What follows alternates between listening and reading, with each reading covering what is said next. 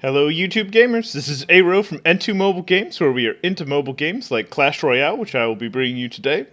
Took a little bit of a break, had some lifetime. It was fun. We are back to it, back to the grind. I decided that we would spend a little bit of time on Baby Dragon today. Baby Dragon is probably the newest addition to my deck. I spent some time, for no apparent reason, stacking my deck with, 5 epics. That seems solid and intelligent. No, it seems regular and boneheaded, but that's okay, because that's basically been my decks. It's still a 4.0 elixir cost. It's certainly not cheap. It's certainly not excessively expensive. I'm not using some of the trademark earmarks like Elixir Pump. I'm not using Mortar. I'm not using the sort of stuff you usually see in typical decks. And I'm sure other people play this, but I honestly have found very few people who will run with a similar composition to me. I'm sure that just makes me an idiot, but, that's what it is. I'm totally cool with that. The biggest thing that I've noticed is that Baby Dragon is basically like a heads or tails kind of card. Either it works great because you put it in the right situation with the right timing, or it works terribly because, quite honestly, somebody played their card directly on top of it, usually minions or something of the like, and it's just going to get basically sideswiped. So, as I said, it's a little bit more technical. It's certainly not difficult to play, I guess is the way to say it, because it's generous. It's got like a relatively small frontal cone, but, it's still a frontal cone, which is more than most people have in this game. So if you think about it, it's not that bad. Plus, he's a flying flotilla. He's basically a tank for the air. It makes him very useful. He has a tendency of sticking around and living a lot longer than most things. He, she, whatever wants to be. Baby dragons, genders, none of this matters to me. All I know is Baby Dragon is cute, Baby Dragon is small, Baby Dragon breathes fire, Baby Dragon sticks around for a while and kicks butt for me. So Baby Dragon can be whatever Baby Dragon is, and I will still appreciate them. Let's see here. Other than that, same old, same old. I've gotten as far as 2,500. Which is nice. It certainly gets dicier. And, I've noticed, because I've been playing this in, like, my off time, basically, without streaming it, that it comes down a lot to what you get matched up against, and that's perfectly fine.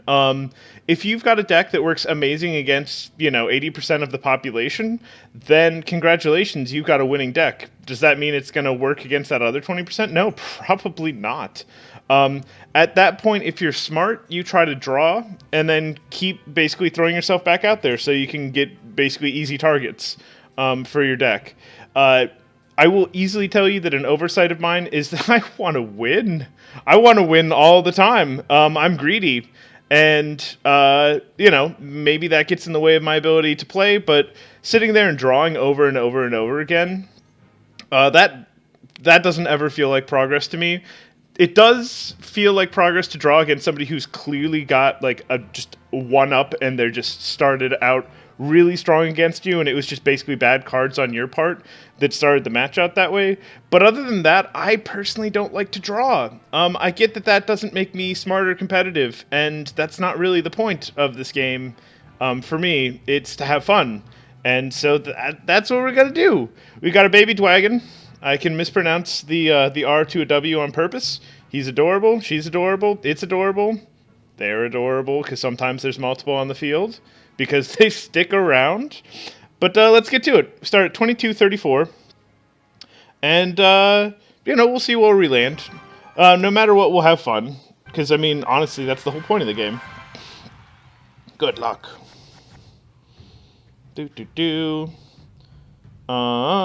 Don't have a good opening push, that's fine. If they're going to throw that, though, we're going to throw garbage down their lane on purpose. So Baby Dragon, get to tanking. Dark Prince, clear out the crap. Goblins, oh god, what a jerk. Okay, so this is going to be rough. That is a solid opening counter for an opening rush against a Tesla. It's pretty obvious that guy's going nowhere, but we really need something to clean up all of this garbage, so we're going to rely on Poison to do it for us. Poison would be best if it were not, on my side of the screen, But at the same time, they threw Rage and I threw Poison, so who would have thought? They don't get to go so fast, so they got killed by the tower and the Poison. Poison would have been ideal to put on those Elixir pumps. Because they're doing that, we're just throwing away Elixir. We basically have to figure out something that will get us over there that won't just waste all of our time. We'll throw Giant Skeleton from the back because we don't have any forward action right this second. And then, honestly, this is bad. This is just a bad situation. I don't have a defense unit to basically throw out for that guy. Baby Dragon might be able to choke this guy up just a little bit. We're kind of just hoping that the bomb goes off and wrecks as much of this... Oh, is that 3 Musketeers, really? Okay, so what we're going to do is basically get a nice... Oh, that was a beautiful bomb. Thank you, Giant Skeleton. Yeah, we'll freeze this all. And we're going to let our Dark Prince and our Goblins just get in there and wreck shit up. That's literally what he does. That's why we love him. We'll throw a Hog Rider. It's not going to get anywhere specific, but what it is going to do... oh my god, apparently it just runs to the tower because they corralled him. That's awesome. So this is going to be big damage. I can't tell you that I could replicate that push again. GG for me. That went from nasty to good, so I will happily take it. We need a Tesla down, and then as soon as that giant comes through, we're going to throw this Prince in front of it, and then we're going to throw a Giant Skeleton after the fact. As you can see, the 3 Musketeers just vaporized, like literally vaporized my Dark Prince. The Giant Skeleton was... It's exactly what I use my Giant Skeleton for, is, oh my god, I need to blow up all over those jerks. What can I do to blow up harder all over those jerks? I could use Poison on this if I was scared of them. They're not going to get to my tower in time. So what we're just going to do is throw garbage in the way. Poison. Yeah, I mean, too little too late. They only had slivers on them. They weren't going to live in that poison pool. You know, that's just as it is. And then I've never made a thumbnail for Poison, probably because it's a spell effect. But you know what? It deserves it. That probably will be my next one. Poison's a pickup that I don't talk about that I did for a while, but the basic premise of it is that it's a wider area. You put it down and you say, your structures suck, and I'm sick and tired of looking at them. And it also works for that entire, like 15 goblins that you've thrown out somehow because of a spawner deck or something of the like. I'm sick of that too. How about you just wade through Poison and choke out? And you know, it's, as I said, it's a great pickup. I'm a big fan of it. The slowing down of the attack speed and the movement, like the utility of the card itself, is borderline genius. I mean, I'm not going to be like, oh my god, it's the most intelligent thing ever, but I'm like, wow, that thing kicks a bunch of butt. And that's really good, because that's what I wanted. Hog Rider managed to make it through. A freeze there would not have done anything. He was going to be too weak by the time he got there. It's just what it is, and I can accept that. Baby Dragon can deal with some of that. The Goblins probably would have been better, but that's okay. That Giant Skeleton will go nowhere. I mean, let's just face it. We already know how this is going to work. We will reserve for... Wow, Baby Dragon's coming over. So Baby Dragon's going to do what I like Baby Dragon for, being unfair. Oh, that Tesla. Tesla. You cut it out. Baby Dragon has to kill that bomb tower by himself. Look at that. There's nothing fair about this. This is why I like Baby Dragon. Baby Dragon's not perfect in all aspects of life, but Baby Dragon shines in one or two of them. And quite honestly, that is jerk tactics. And I am okay with jerk tactics. Let's get this Poison out on the field. We don't like their garbage. It's going to melt. Oh, look. My Goblins survived to throw like 3 whole spears. But honestly, we're going to follow it up with a Hog Rider because they just wasted a whole bunch on that minion horde. Oh, come on. Good timing by that guy, but geez. Like, that is just so anticlimactic. I'm not going to tell you, like, worked so hard for that. Just that all he had to do was hit the tower instead of that tower, and I would have been super great. Okay, so Baby Dragon is not ideally what I want to throw up against that combo that they had over there, but it's kind of nice because it's distracting for this side. Oh my god. Poison, get there and do it. Excellent. So Dark Prince kept that all alive. If they manage to get into that poison, those minions are going to die. In fact, I got that tower right there because of basically a bulldozer. Excellent. Life is great. Love you, Giant Skeleton. You are easily one of my favorite units. I've contemplated using something different between Giant Skeleton, because let's face it, you guys have all played against Mortar. You've all played against Big Pika. You've all played against, like, you know, these really... Even just regular Giant has these interesting advantages over Giant Skeleton. But Giant Skeleton has the bomb. Boom. And that's what I love him for. Oh, hello, Akak. Welcome back to you. I've got my friend Akak coming back. Nothing better than having a moderator who will talk the jibber and the jabber with me, because if you guys hadn't noticed, I jabber and jibber pretty hard. I try to keep it clean, try to keep it nice, but at the end of the day, I am a fool who will talk directly out of his mouth at anything he feels is appropriate. And so it's wonderful to have another person who will at least egg me on. So welcome back, Akak, and good to see you. Hopefully your weekend was not too rough, and that you're in a lovely mood, and probably working, and thus getting paid to watch me be a fool. Well, we're at 2294, going up.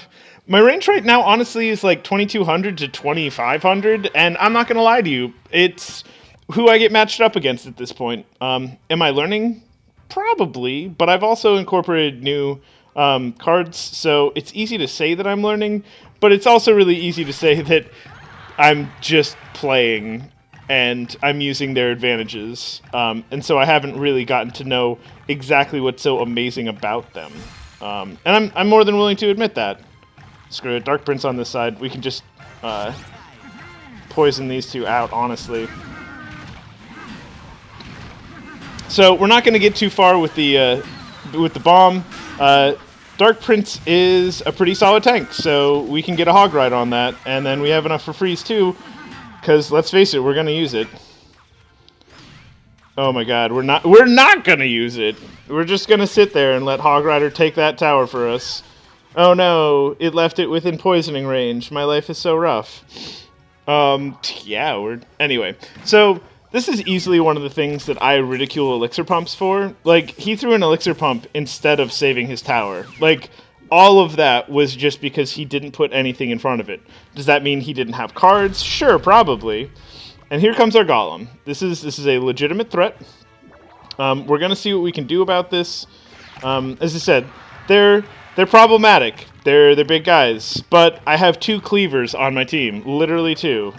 Dark Prince does a lot of impact damage, and that's amazing, honestly.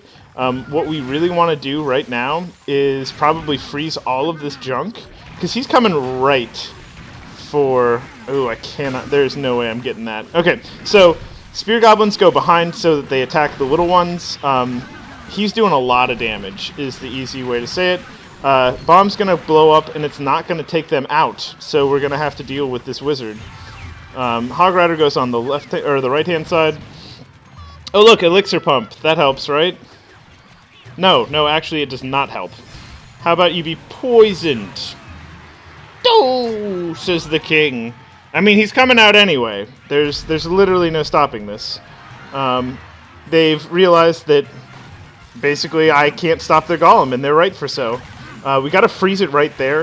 If we can get a Tesla out and put it a little bit closer, because I want it on that Tesla. Oh, I'm not getting it. That's unfortunate. It's still not going to do an excessive amount of damage. That's fine. We'll put this behind. It's an interesting lightning. I didn't know it could do that. Oh, maybe he put it... No, he didn't even put it on my king. I think... I'm going to replay that, honestly.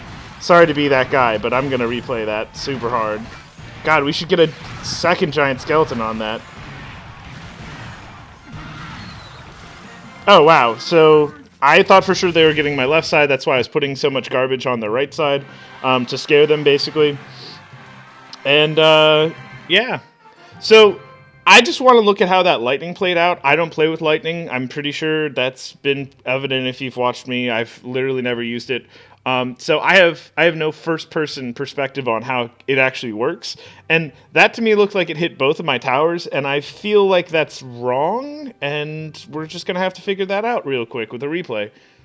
Oh, yeah, and Akak does report that he is getting paid for this. So if you are like Akak, cool guy, you can get paid for watching me at work. God, I am super happy for you. Like, so let's watch this real quick. As I said, I apologize. We'll hit it on 4 times speed. We can do a little bit of light commentation. So this is we're gonna also look at when they drop that elixir. Like, here's my Hog Rider, right? It's because they didn't have anything in their hand. They could have thrown poison, they could have thrown lightning. They said, no, I want to get my Golem out. Golem win game for me. One-track mind.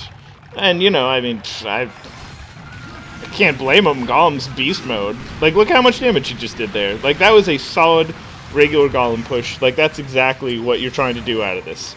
So, essentially, he said, no, offense more important than defense. They get respect. That's how you're supposed to play this game. Oh, God, and then I went way too far. Okay, so...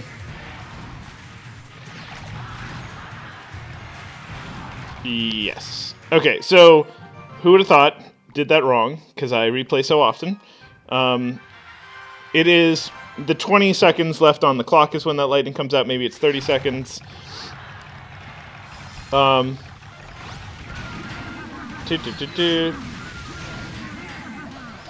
Ding, ding, ding, ding, ding, ding. Yeah, I guess they just didn't want to waste their lightning on me. I mean, they really took a heavy cost for that, though. But yeah, Golem number 1.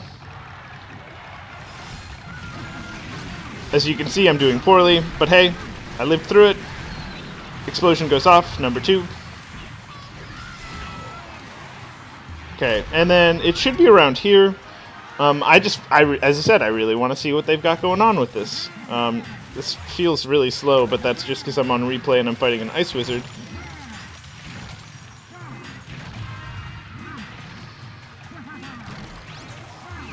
God, that tower just does massive damage to that Golem. And I know it's because it's only level 2, but geez.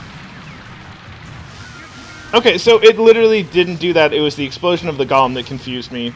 That makes sense. So it hit the Tesla and it hit the left tower? That's weird. Anyway, moving on. That is definitely not how I would have thought it. Maybe lightning's targeted. Here, we'll just should have done this to begin with. What is that? Lightning? Is that lightning? Okay, cool. Use, and then we go into a practice match, and I go, no, seriously, I have no idea. Oh, hello, Hanno. How are you doing? I'm doing great. Okay, so I have lightning. Oh, it's in an area. Okay. Gone. Guess I could have done that anyway. Anyway.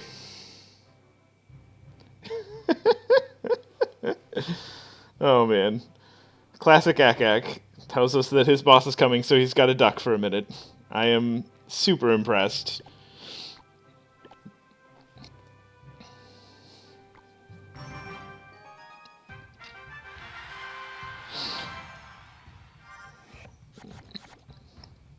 Most of the jobs I worked at, they made sure that we had no internet access in the room or in our buildings for this reason alone. So we've got like a wind up. God,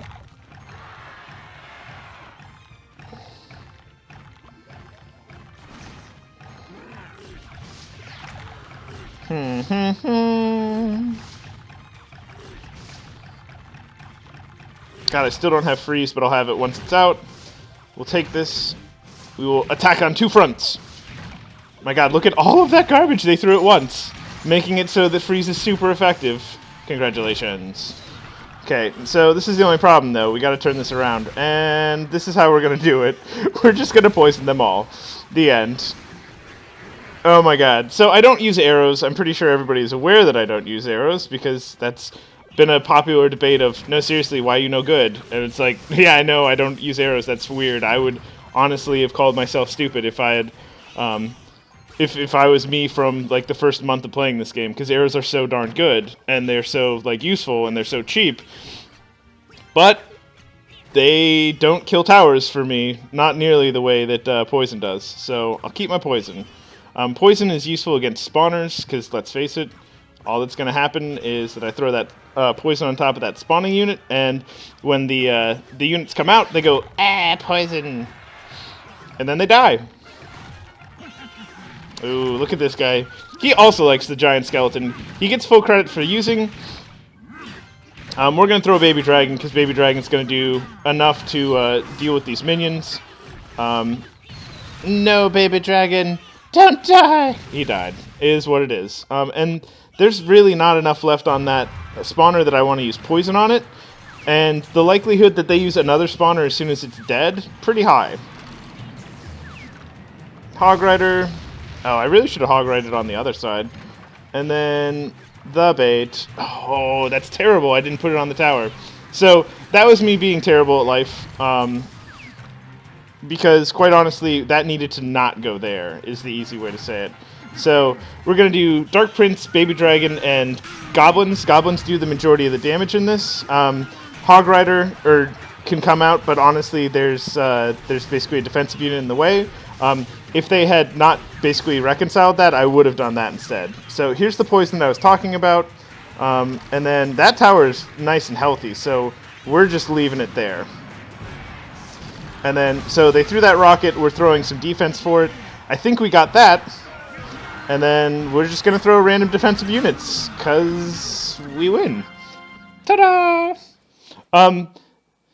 Yeah, against basically the non-cliche decks, this deck performs really well because it's skill-based. Ooh. But no, seriously, a lot of my victories and losses are at like last second clinches. It makes the game more fun. I don't know. When you know that the last 15 or 20 seconds of your game are almost always important, and that if you go into overtime, it might literally be a fight to the very end because you know that's the way your deck is built. It really makes my day a lot better. Like, I don't know how to say it any other way than that.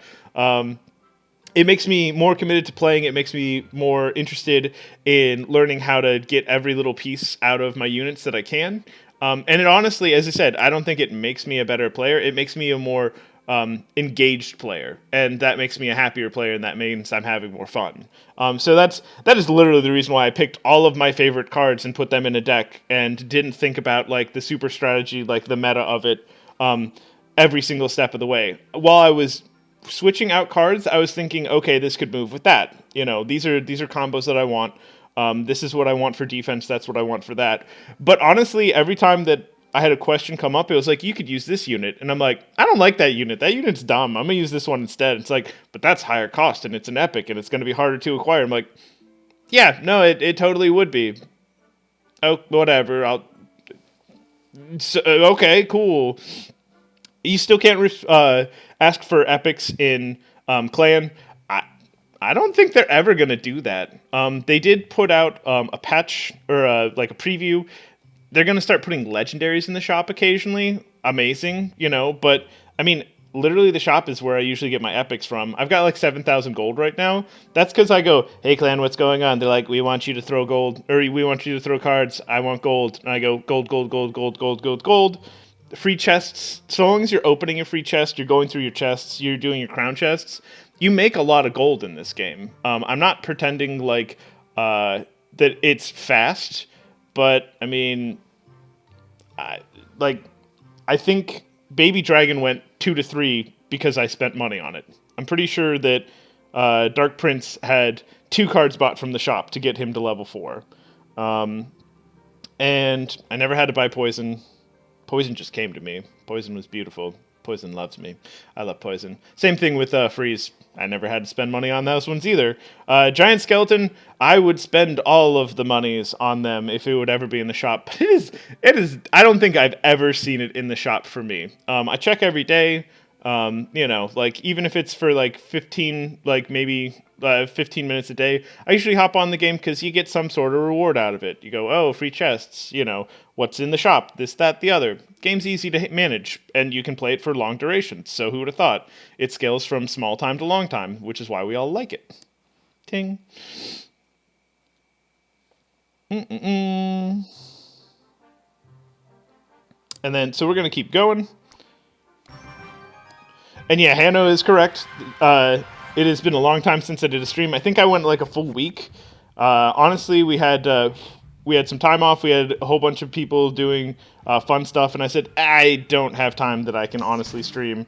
I have to, I really should go spend time with family and do family type things. That would be smart of me.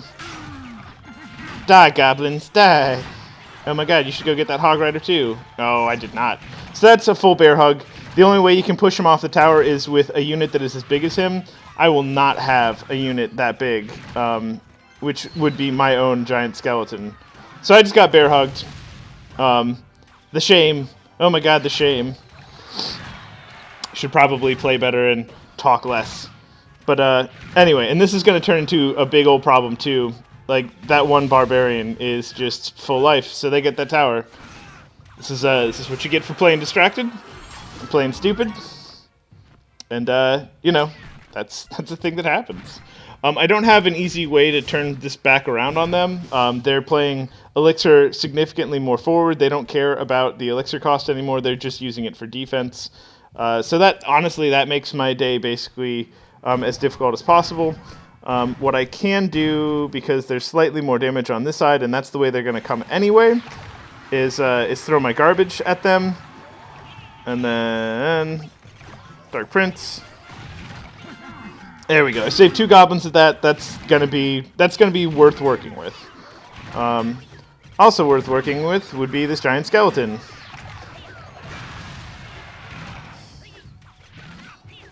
Oh, barbarians, you are so strong. Ugh, so much collateral damage.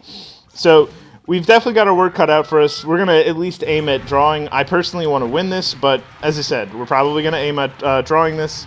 Let's see what we can do with it. I could have froze there, but honestly, I also might have taken a lot more in the damage category on the blowback.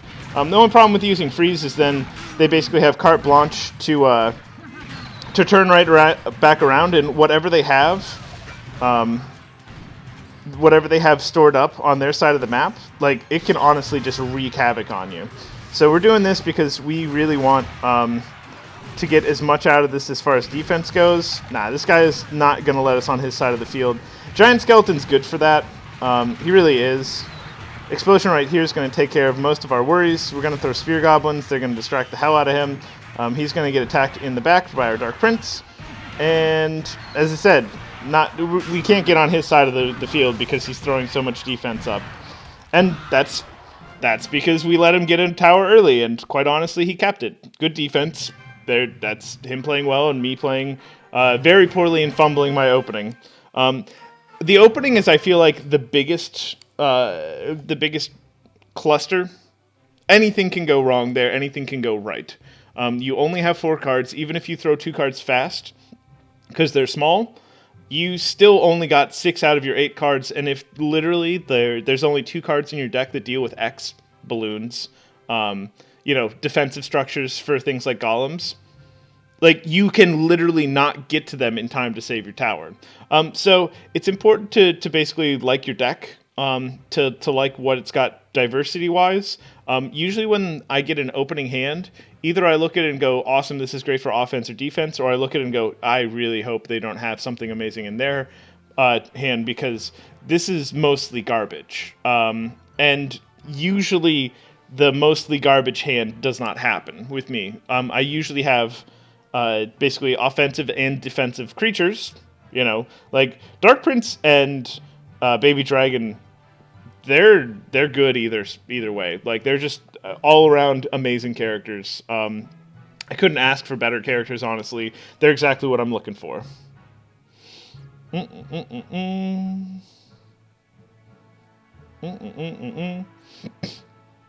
And then, so we've got somebody who's asking for a friendly battle. Unless friendly battles changed, I can only do that if you're in my clan. It's important that you like your deck. Apparently sounds dirty to Akak. You're a good guy, Akak. But yeah, if anybody knows how to do a friendly battle other than joining my clan, I don't know how to do that. And I'm pretty sure that my clan at this point is mostly full. I will see if anybody's not donating, which is basically the easiest way to get yourself knocked out of my clan. How many days are we in for? Well, anyway. So we'll start at the bottom. We'll do this. And then we'll do... Trying to remember Mini Vito or Slater, and I'm having difficulty. Not trying to be like rude or like impressionable about whether or not people are important to me in my clan. They are important to me. Like if you're in my clan and you're throwing cards, that makes you like basically exactly doing what you're supposed to do. It means you're there to win, and it means that you're there to support, and not me. We're here to support each other. So that's what I'm looking for. I just opened up a spot. Android Games is the name of the clan. If you want to jump in there, that's a way we can do friendly battle, but that's literally all I can do as far as friendly battle, unless they've changed something, which, I mean, I read the patch notes about every week just to make sure there's anything there, and I'm not aware of any way to do that. So definitely friendly battle. If somebody wants to join clan or something like that, I will totally do it.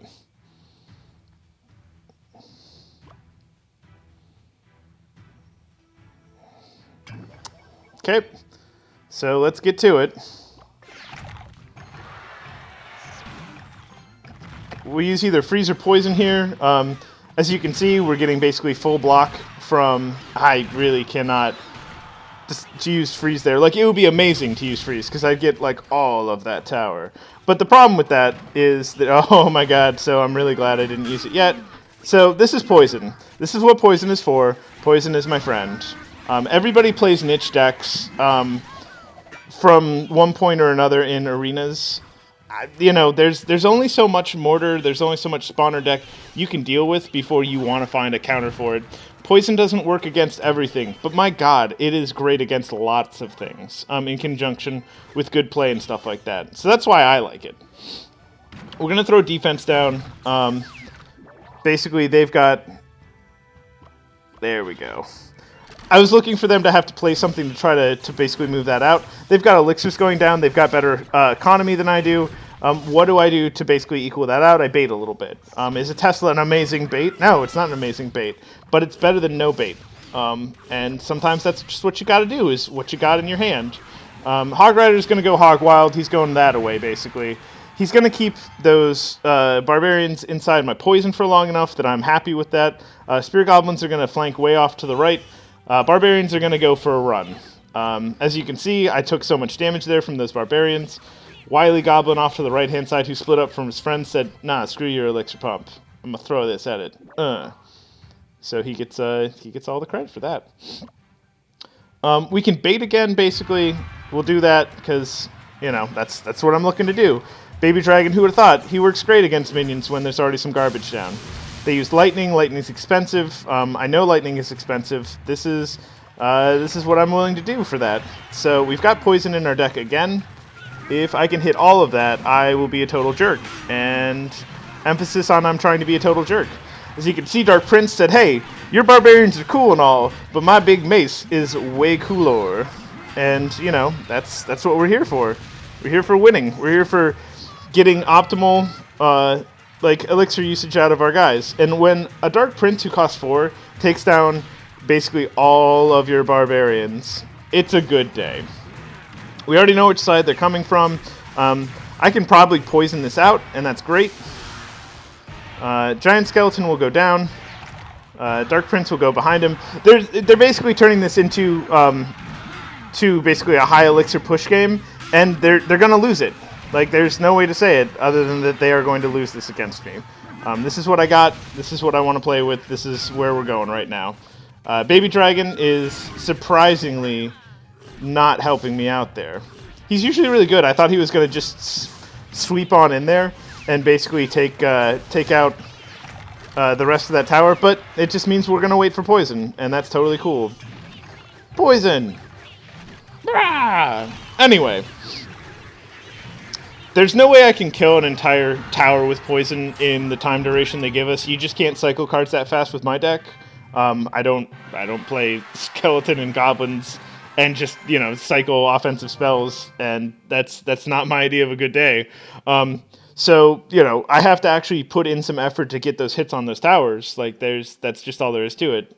Poison does Info does duration of 10 seconds, 20 per second. It does 200 damage. 200 times 3 or 4 is certainly not a full tower. I've got to get in there. I've got to basically get it done. But when they do things like throw spawners, it just makes it so that I can put that spell on their tower and get efficiency on their side of the field. I always want to be on their side of the field. It was like in the early arena days for sure. I was big on basically waiting for creatures to come on my side so that my tower could take them out, and then there was the ebb and flow of that. But I realized that as they add more cards to the game, you don't have to play by those rules as basically sporadically. Like you can mix it up, and sometimes it just pays to be on their side of the board, because quite honestly, you've got like the HP of my Hog Rider, the HP of my Dark Prince, the baby dragon. These can take some fire from a tower, and so long as they're supposed to be taking that fire, that's exactly what I want to do. It's a divergent change from the earlier plays, the playstyle of the earlier arenas, and it honestly shows depth and character, and it also makes more tanky units attractive. I used to play with basically only Giant Skeleton for my tanker, and now I don't use him as my tanker. I use him for basically my emergency stop for a lane. Like, you throw Giant Skeleton in then, and then watch him blow up and kill everyone. And then you use him to basically push him onto a tower, and he blows up on that tower. Honestly, my tankers are Baby Dragon and Dark Prince, and they both do a fantastic job of it. Sometimes Hog Rider tanks for, goblins. Because spear goblins that are level 9 and sit there on a tower unopposed do absurd amounts of damage, realistically. Like, they do. I mean, I could do knife goblins, but I just like spear goblins for anti-air. If somebody's playing balloon, you lose if you don't have anti-air. I can hope that I can get a free spell in there in the right tower direction, but all they have to do is put something in front of a balloon, and you hit freeze, and they go, oh, look, my balloon didn't care about that, and it crushed your tower in 3 hits. 4 hits, whatever. Not many hits. But yeah. Oh, man. But yeah, I'm getting Akax telling me that there's no way to friendly match without being in clan. As I said, I made room.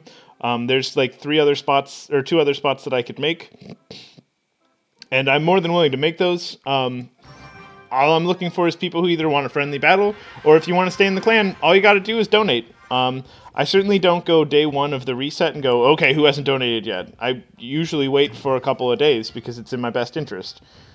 We're just going to do Hog Rider and Freeze. We'll do some Gobby Gobs. Oh, come on. So, there's that. It's not a spawner unit, but I'm still using poison on this stuff because there's enough defensive stuff on the ground. I hit all of it. That's honestly a good use of it. And then, so we'll do this. Dark Prince, what are you going to do to that Hog Rider? We is going to beat him in the back of the head. Good job. Good job, Dark Prince. You are a terrible person. I approve of your existence. Okay, so Hog Rider's doing his hog riding. He's going to get sniped down by their spear gobos. We got plenty of damage on it. That was totally worth it. That was some good split push. We like it. We want more of it. 1 goblin is not gonna, Anyway, so he pulled out his tower. We can wait to use poison once we're all the way filled up. We want elixir on our side because we don't want to use... poison's a 4 cost. That's all there is to it. It is... oh my god. I want that bad. Okay, so there's that. I could have pushed it a little bit more left and down so that it would be affecting field action, which I can do. But honestly, I'm going to wait for almost all of that to wear off so that their bomb tower is dead.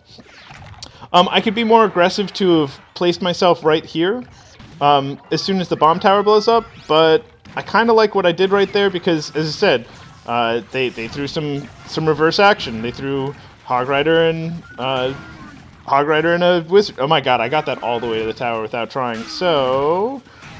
we're going to throw a Baby Dragon right behind it. It's obviously not going to save that guy, but what it is going to do is get full time on those Barbarians, so it doesn't even have to try. I don't have to throw a Dark Prince on that, because I don't have a Dark Prince to throw right now. But Baby Dragon most certainly is willing to help out, and that's why we love Baby Dragon. Baby Dragon is adorbs. We loves him. He is our precious, etc. Poison goes down on towers. That means we get all the towers. Are we going to 3-star? Who knows? I can 3-star with this deck. I absolutely could not 3-star with previous incarnations of this deck, and I'm more than willing to admit that. I just like the fact that I could only really get one star and then stop. This guy's obviously suiciding. He gave up. We'll take the win.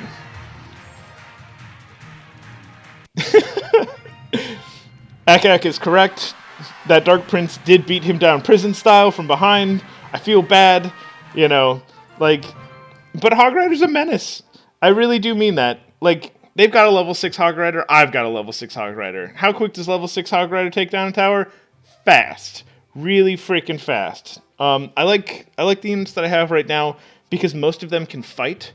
Don't get me wrong, a giant, like a properly leveled giant, doesn't need to fight. It's going to tank everything. It makes an amazing bulldozer. It makes a better bulldozer than my bulldozer combo because literally they only have to throw a 4 elixir giant instead of me throwing both a Dark Prince and a giant skeleton to basically get the same tanking effect.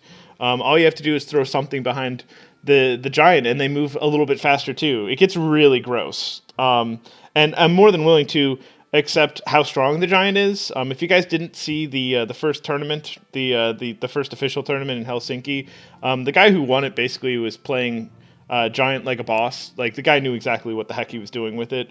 And I used to use giant a lot when I was in earlier arenas, and it's that whole like, oh, I phased it out. It was an early arena card. It's not as cool. Look at these shiny new things. Giant, basically every card in this game has staying power. Do I feel like they all have the same level of staying power? No. Some of them really have to be put into a kit in order to work really well. And I mean, the thing is, giant basically works in almost every kit. I'm not like, oh my god, it's unbalanced, it's unfair. No, you know what's coming. Throw a defensive structure, beat it up. Yeah, he's totally going to waste a whole bunch of resources if there's some serious like firepower behind him, like a wizard or like some spear goblins or anything like that. He does an amazing job of tanking. And, you know, when he gets on a tower, he does some damage. I mean, think about it. He's almost all for tank. Can he take down a tower? Absolutely. He hits hard enough. It's just, he's slow. Like, he's real slow. Anyway, unless there's rage. And then he's terrifying. But we'll get back to some more. And then Akak goes, okay. So I'm talking about cards have staying power, etc. And he goes, no, Royal Giant, he just sucks. Royal Giant is such a specialist pick that you have to be real good, and I'm not real good. Not with that sort of thing. I've seen basically opening where it's just Royal Giant and like a wizard. But seriously, what are you going to do about that? Like, it's really unpleasant. And as I said, that really I've only seen him be super effective as an opener because people don't have the cards in their deck to counter him properly. As soon as you can counter him properly, which, you know, is most things, let's get to it. They want to throw the long game, I want the short game then. You go the long way and I'll go to pop up. Oh, that's a really terrible short game. So we need that poison on the tower for this to be worth it. And we want to take out their elixir. They said I'm going for the long game, right? So now we have to make it so that their long game wasn't nearly as long. This is going to be a little bit nasty. Tesla's going to break some of that up. What we really need to do is get the goblins behind it. We really want to take out that Pika, or at least stall him to the point where, yes, there we go. At least stall him to the point where he doesn't hit that tower. Because Pikas hit towers hard. I mean, so do Hordes, but, I mean, duh.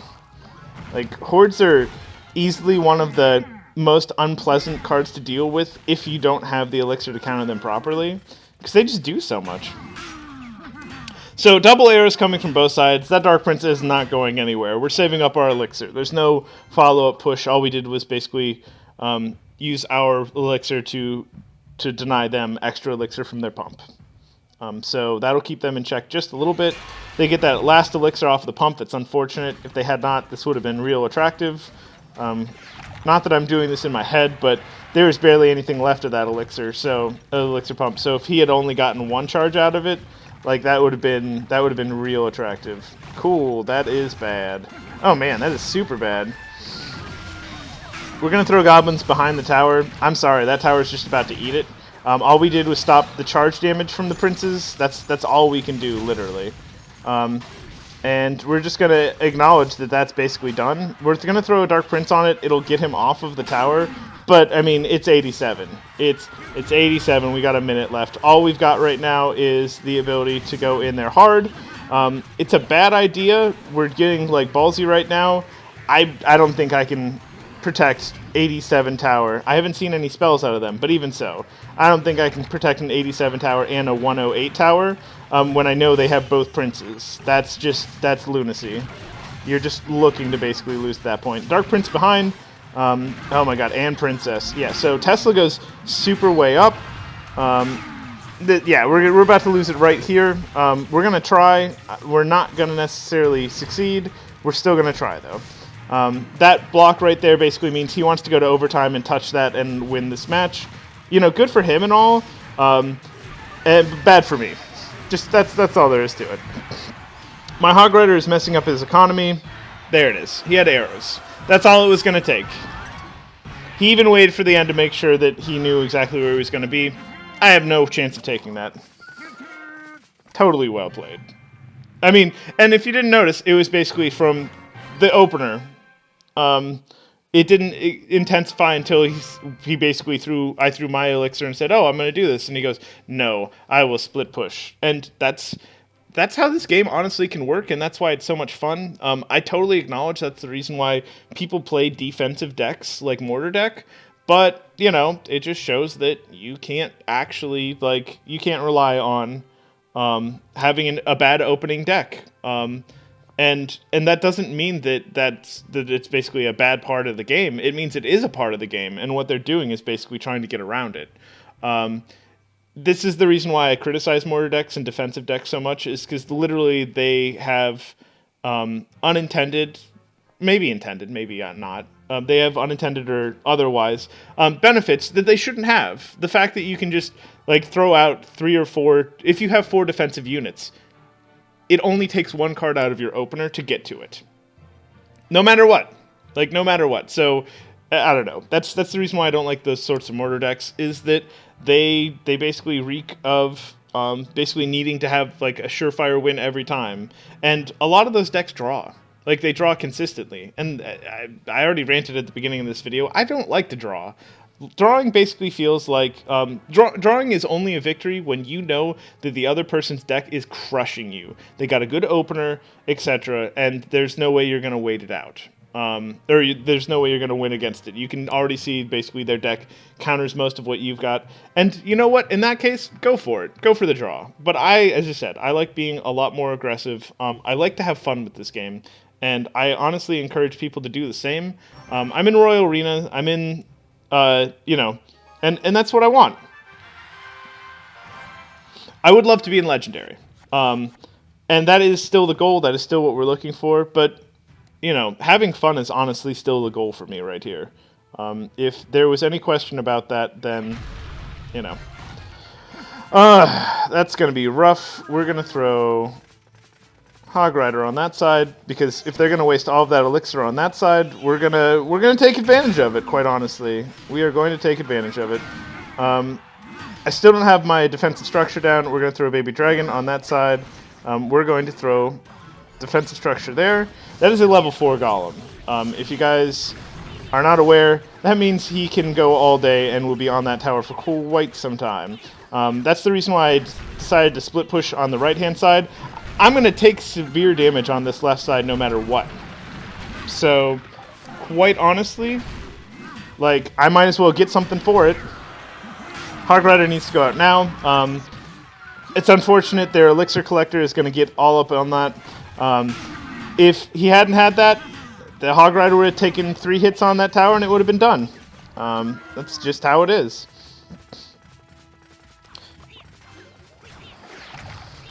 So we're going to see golems flying out at us. That's just what they do. That's what golem play is about. It's getting just enough to basically put your opponent on their heels. That's what golems do. So Baby Dragon Oh, they have higher level Baby Dragon than I do. This is bad. Spear Goblins, I think you should go for that opening, honestly. Dink, dink, dink, dink, dink, dink, dink. What we're gonna try to do is at least get poison on that. We're gonna go into the later portions of the game, and we're just gonna hope that we can get this. Okay, poison right there. That seems like extremely aggressive, but quite honestly, if I know what's coming, I'd rather have that down there than wait for it on my side. If you waste elixir by basically holding on to it, going, what do I do about this golem? You lose. Like, straight out, you lose. Hey, that's pretty great. You're super distracted by my Dark Prince. Oh my god, but you're gonna lose both of your towers now. Yeah, probably. Let's not even pretend like we're not going to. It's a level 4 golem. It's hard to deal with. Explosion, etc. Dark Prince's shield managed to take the brunt of it. Good for them. Only thing that's going to deal this much damage is Hog Rider. We've got a freeze spell. Do I think that this is going to work? No, absolutely not. I think this is going to be a disaster. Let's go for it anyway. We're not going to win this. He's already taken 2 of our towers. He has a golem. He's got a good golem push, and he's got a level 4 golem. Guy's investing his money. Or his time. Like, if I had a level 4 golem, I sure as heck would play it too. And if I had played that smarter, or if I had basically better luck, could I have won that? Maybe. I don't know. That's a deck that I'm more than willing to say that I have difficulty against. Level 4 golem is gross. Like, super gross. It just tanks too well. And there's not too much I'm going to do about that. So as I said, if I had a crown chest up, I would have at least gotten a tower for that. And it's like, oh, you could have drawn. No, I could not have drawn. They had poison. They were going to do exactly what I do to other people. They were going to wait for basically to be on their side, or my side of the field. They were going to throw in that poison. Poison would have gone on the tower. It would have gone killing every single thing that the golem was basically attempting to get killed by. And, you know, those wizards in the back were just going to go, boo, boo, boo, boo, boo, look, absurd amounts of damage. Like, it would have been done fast. All I would have done is dematerialized on defense. You have to play offense against certain decks, and I'm more than willing to lose, quote-unquote, against somebody who just has better cards than me. It's like, oh, that's unfair. I'm like, that's not really unfair. If I had an Inferno Tower, their strategy would be garbage. I just don't use an Inferno Tower. Just saying. Like, all you have to do is switch one card out of your deck, and all of a sudden, they're not that great. If this was tournament play, then, you know, as I said, that would be a good straight up. But they play a card, or they play a deck that basically, unless you've got an Inferno, or something that's really going to gum down a Golem, which are very few and far between, you're done. Like that's why people play Golems. They play them, and they play them because they do amazing tanking jobs, and they just don't die fast enough when you level them up. Level 2 Golem, I will crush that. I will play defense against the level 2 Golem all day long. Level 3 Golem, I will still play defense, orchestrated defense against a level 3 Golem. Level 4 Golem, just abandon it. Just stop. Just unless you've got something amazing on your side, with my current deck, which I don't, you're done. Just know your limitations. It's a great way to play this game.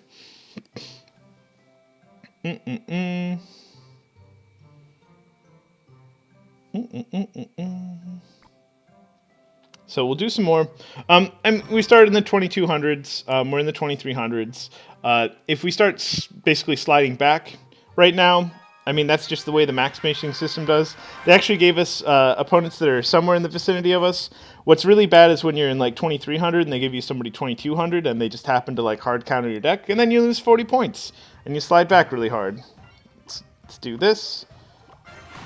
Goblins is probably the way we would go, but they threw a defensive structure, so we're going to throw poison. See if we can max this out. With poison down, I will throw the Spear Goblins.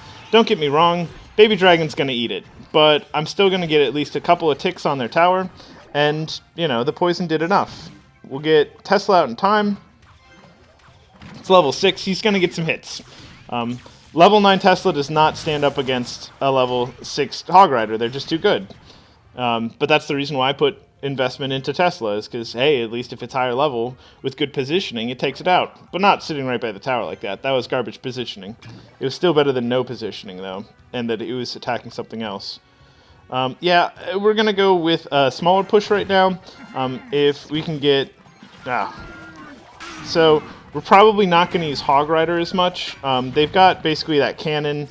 If you guys hadn't figured out, 3 elixir for a cannon that stops a Hog Rider is pretty useful. We got nothing on this guy except for freeze. That's what we're going to have to do. If they have freeze, we're in trouble. If not, he's going to get shot. Spear Goblins, go. Ata! So he gets a hit. Like, unless you have a defensive structure, usually Hog Riders get through. And that's okay. That's just basically a portion of the game. So mostly that tower's for distract. Their Hog Rider's going to once again get in. We're just going to plan for that. And screw it. We'll throw our Hog Rider. And then they're going to throw basically their cannon. There's the cannon. If I wanted follow-up, I would throw poison. I don't want follow-up. I basically want them to throw their Hog Rider because that's how they're doing most of their damage right now. And then there it is. So this will stop a Hog Rider. Apparently not. Jeez. And it's because they had that stun on there. And, you know, good for them.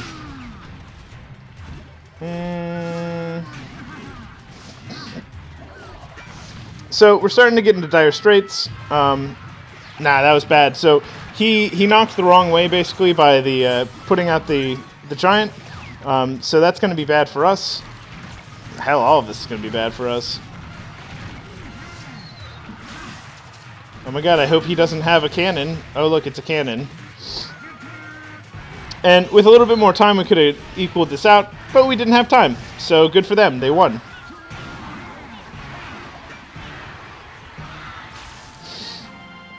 Ooh,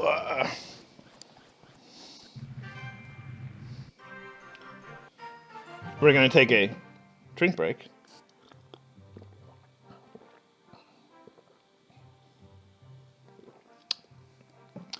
Because I'm starting to get flustered and toasty. That just happens. You play for long enough, start getting warm, distracted, etc. And we'll see how much longer I can do commentation for. That's one of the things that definitely gets in the way. You're thinking too much and talking too much instead of playing well. And, you know, like, if I go over an hour, which I'm getting close to, it starts getting rougher, but we'll see what we can do. I think I want to try going over the hour mark. Just to see what we can do, what we can push out.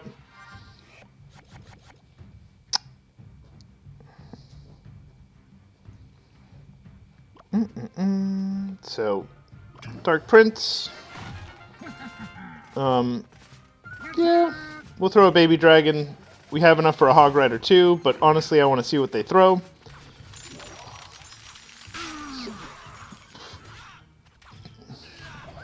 Definitely less attracted to the idea of throwing the Hog Rider there at the end. We can throw a Tesla. If they have a Hog Rider or something like that, this will get bad quick, but that's okay. We can throw a Hog Rider and see if we can get directly to their bomb tower. Okay, so we're basically playing directly into their hands. We should stop doing that and start poisoning them, because their elixir pumps are going to hurt us in the long run. They're going to have 2 or 3 elixir advantage on us. They're going to push in. It's going to be bad. I haven't seen Hog Rider, so I'm not really worried about keeping my Tesla. But we'll see. Nope, there he goes.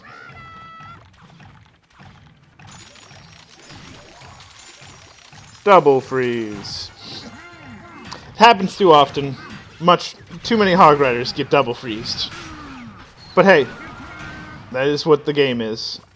Honestly, against a freeze, I don't know that many other like counters for it other than just freezing them yourself. We've got more action going off on the left-hand side now, so we can start making interesting decisions. Poison, I didn't think I could sneak at all, just because of the way the circus does. That's worth poisoning.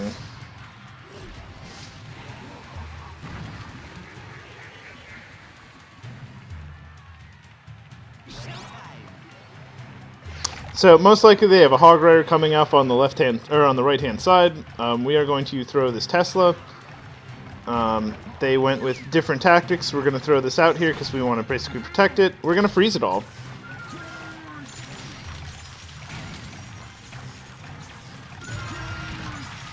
Goblins can get on basically the left-hand side, means that we're good at that tower as soon as that bomb goes off. We'll throw our own giant skeleton again on the right-hand side, and then Baby Dragon can go on the left-hand side just to make sure they don't have anything sneaky in 13 seconds.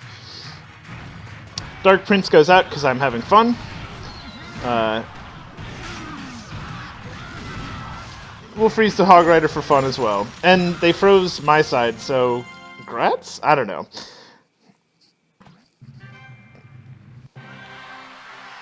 We'll take a victory. That's what I'm looking for textbook. If they're not playing, as I said, like normal stuff like defensive tower decks and stuff like that, I get to play against people and, counter and play, and it's basically touch and go, and it's whether or not I can keep in my head approximately how much elixir they have, when they're going to attack, what they can attack with, and I have a good time doing that. That's, at least in my opinion, that's what the game's about. You get good positioning, you try some stuff out occasionally, see if you can like kite people around. Most of the time, I don't know, like I probably should spend some time looking at upper level play. Just because I'm sure there's people who kite around better than I do that get better positioning. But honestly, like I feel like I do a pretty good job.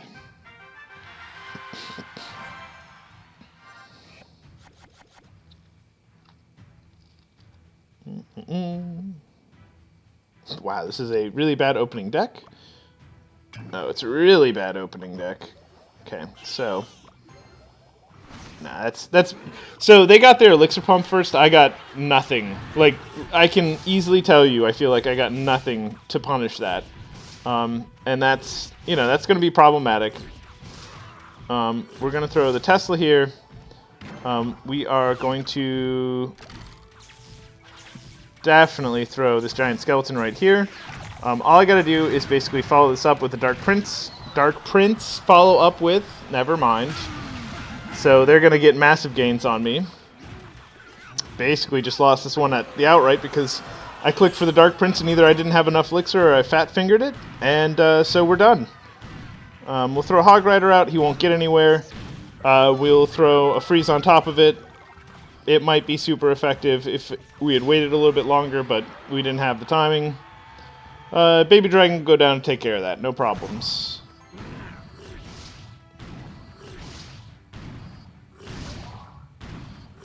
So this is the sort of game that I'm willing to say that a draw is okay with me. I'm going to poison on top of their tower. It's going to make this really easy. Their witch will do nothing. It will die in poison. I really wanted to lock on that one, but that's okay. Yeah, the witch is going to get out of this. It's unfortunate. We will throw this, I think, right here. And then we'll throw this Dark Prince in front of it. That horde, oh my god. So I need poison, and I don't have poison, so I lose again. Yeah, so this is the unfortunate part. You don't play with arrows, you don't play with traditional spells, and you don't have them on the ready. You get nothing out of it. I used poison aggressively against their witch. It wasn't worth it. There's no other way to say it. And how often do I fight people who play Rage? Twice today, apparently. Like, that's weird. But, I don't know. That's weird. Why can't I donate? I think I hit donation cap again. Oh, apparently I've done too many of those, and so I can only do commons at this point. That's too bad. I highlight basically clan play and the clan experience because if you're not doing this already, you should absolutely get on it. By throwing cards that you don't like, that you don't personally play with, you get golden experience for it. I'm over halfway into 9. It can make a tremendous difference on what you're doing as far as how well you can defend, how many hits it takes to take your towers down, whether or not that person's rocket at the very end can take you out because you've got a little bit more HP. It's not the most important upgrade, but it's certainly a good thing to work on. And if you're like sitting there hoarding all of your cards, you probably don't have enough gold to upgrade them. So you're slowing down your own XP. And number two, I mean, you've got your XP going for donating cards. You're missing out on that as well. Um, Definitely would advise picking up the clan. As I said, mine's Android Games. I tossed somebody this morning because they haven't donated, I think, in like 2 cycles or something close to that. So if you want to join a clan where we throw cards all the time, that's literally what I've cultivated. That's what I want. I have a really good time. I get some people who want to do friendly battles back and forth.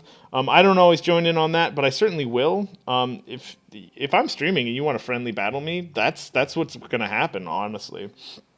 Let's see what we can do. We're at 23. I mean, it's higher than we started, but, it's not 24. It's not 25. We're looking to see if we can get some good matches in here. And that's what we really want, is good matches. Matches where we're having fun, matches where we're having a good day. That's the appeal for me of this game, is that you can actually play a game that feels a little bit more rewarding. Okay, so Elixir Collector, we throw all of our garbage. I am more interested in that. That minion horde's going to take that out. Baby Dragon's going to get some tower hits, probably. Oh, not enough. If I had poison instead of throwing the Hog Rider, that would have been massively great. I would have done a lot more damage. They're about to make me dislike this a great deal. So there's our giant. He's only level 5. Okay, well, don't like that. But we got poison, we got a bomb, etc. Like, this isn't hopeless, it's just difficult. We're going to throw this Tesla very intentionally that way. Their split push right now is super gross. Honestly, it's hard to say that the right side is more dangerous than the left side, because it's not. Left side is definitely more dangerous.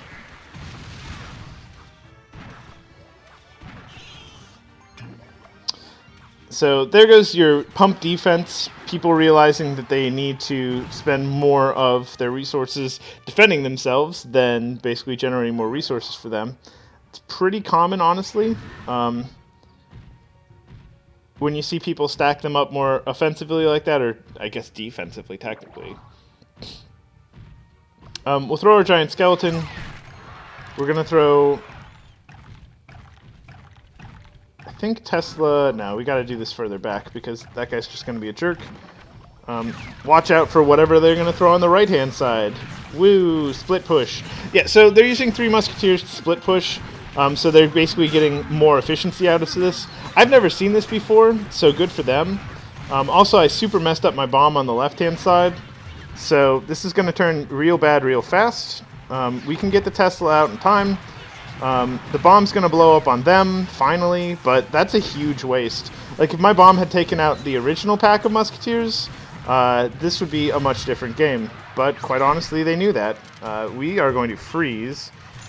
We are going to Dark Prince. We are going to Baby Dragon. We are going to wait for the arrows to hit, and then we are going to throw our little squishy units. There's enough junk on the left-hand side. We might actually get somewhere. I may have just baited myself, honestly, and I should have put that poison on the elixir pump. If we do 1 push and take this, awesome. If not, is what it is. But yeah, and I don't know. This is one of the reasons why I like this deck. You get some meaty units that can actually cleave, do some decent damage, and if they live through an encounter like that, like where basically you freeze, and then there's a whole bunch of things to work through, and both Dark Prince and Baby Dragon have to get to work, but they don't die, then you throw anything behind that, and you throw any spell in front of it, I mean, it's going to be a good day. This deck is really good for taking towers quick. If I didn't explain it well enough, when people throw elixir pumps as their first opener, I throw as much garbage down a lane in whatever order I think is going to give the maximum basically tanking ability for like damage. And quite honestly, most people can't defend against something like a Dark Prince with like Hog Rider, Goblins, stuff like that behind it, because they've already invested so much in that elixir pump. Things that are nasty, people throw a giant, right? It's tanking. My units, except for Hog Rider, are interested in killing that that giant, and it's now on their side of the field, which means they get full defensive advantage.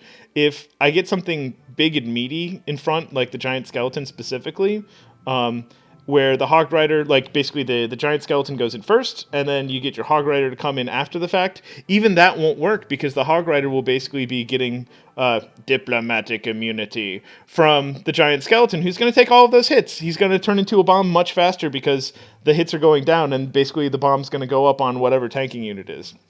It's almost impossible to throw a golem in that same situation for like tanking, because as I said, it's at the beginning of the match. They just threw an elixir pump. They don't have the elixir to spend on a golem that quick.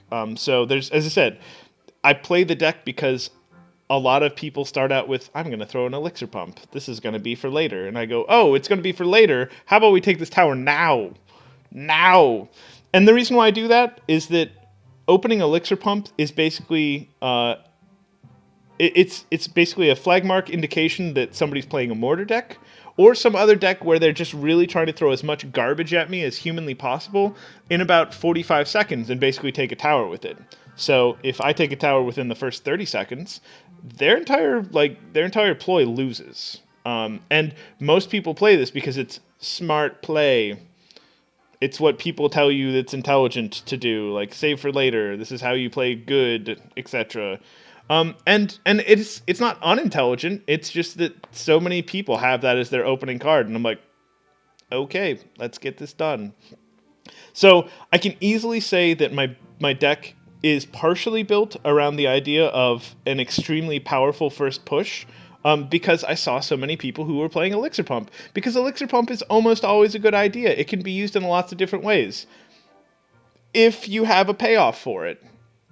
Golems, mortars, even just swarms and swarms of decks. And you guys know I don't have arrows, so like that sort of things hurt me.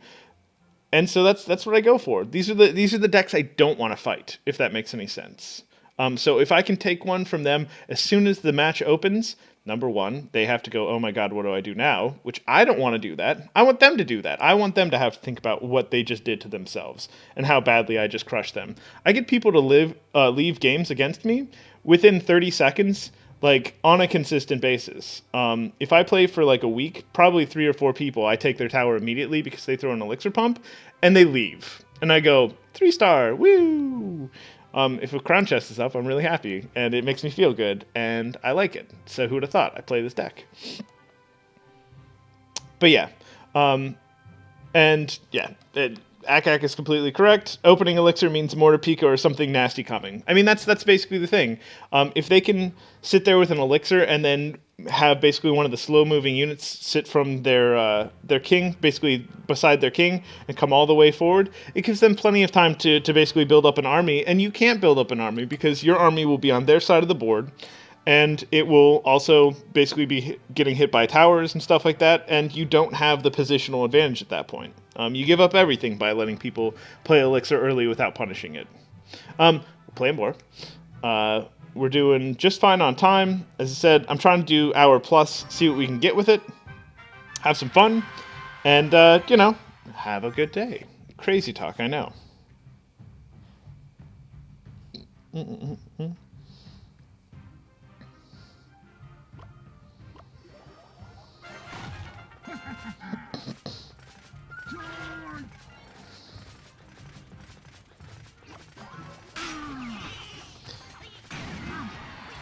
So I'll take my charge damage on the Dark Prince there.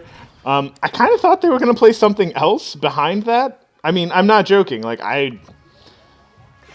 they threw minions, and they're like, that'll stop a Dark Prince. I'm like, will that stop a Dark Prince? I don't believe so. The positioning on here is bad. I somehow managed to bait their goblins onto my side, though, with the giant skeleton. That was clearly not... Okay, so they're playing all minions all the time, all day. So this is gonna be bad. We're gonna freeze this. I'm not letting them do that. Okay, so we're honestly playing defensive against this. I only have so much anti-air that I can play, and they have literally every air unit. If they have a balloon, they've literally gone for all 4 air units, unless I'm just completely missing something. And quite honestly, if you're not scared of balloon players, you should be. Like, I'm not trying to be like, oh my god, they are the greatest thing in all the land. But they are really freaking good, and, you know, balloons are super gross. I have a balloon that's level 3. I have that on purpose. I like my balloon. We're going to throw defense there. We're going to wait for a second, see what they'll play. I do have a baby dragon to counter if they throw minion horde. If they, I don't know, we'll just see what they're going to throw. Because quite honestly, at this point, it's getting ridiculous. Man, they really don't want to play. And I don't think I have the ability in me to stall out like that right there, where you just don't play Elixir on purpose to see what the opponent's playing, because of this. Okay, cool. You did this, I did that. We both threw freeze. Who came out ahead there?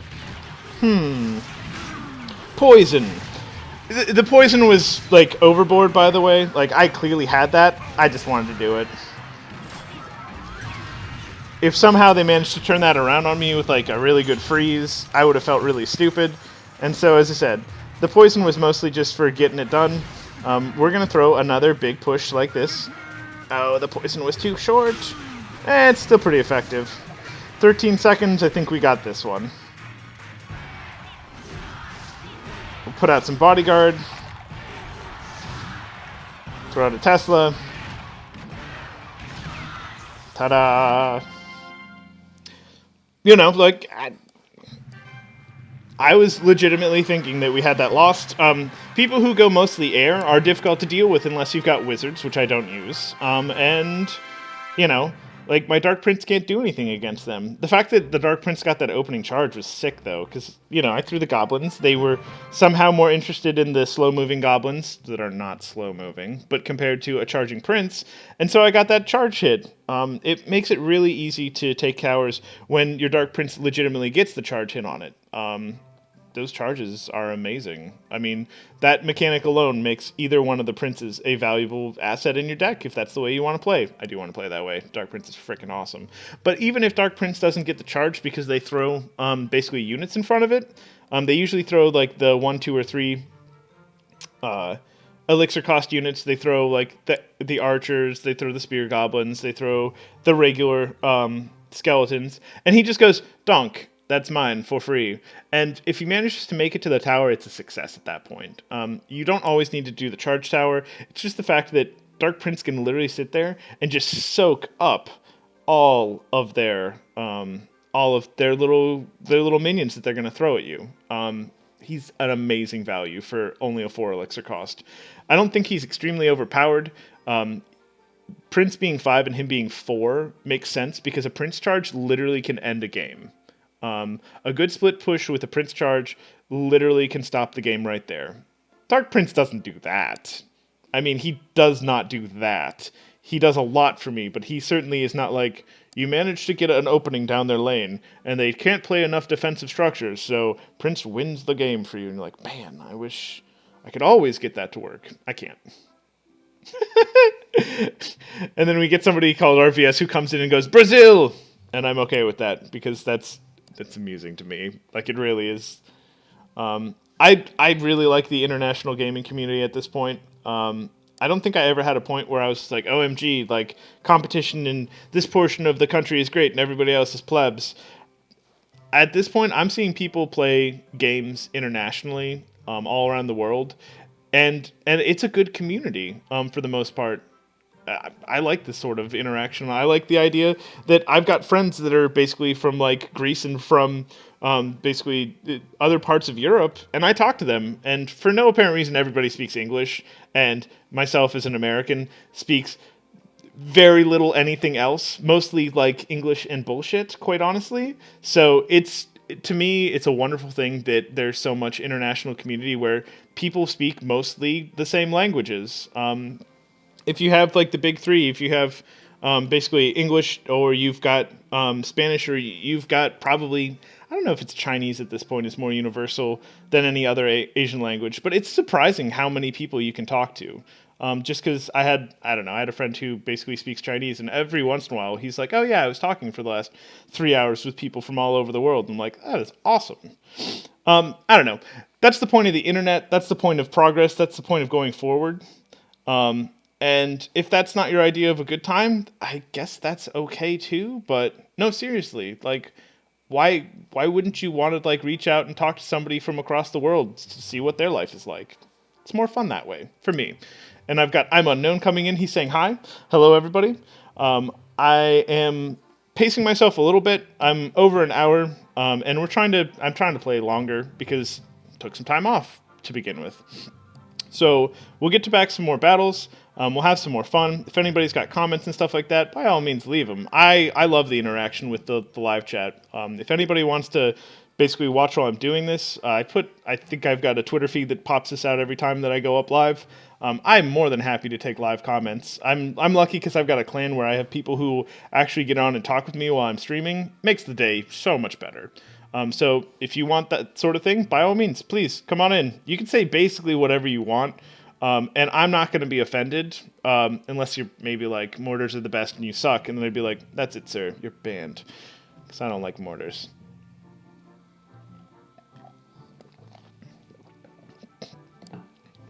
Mortars should be 5 cost, damn it.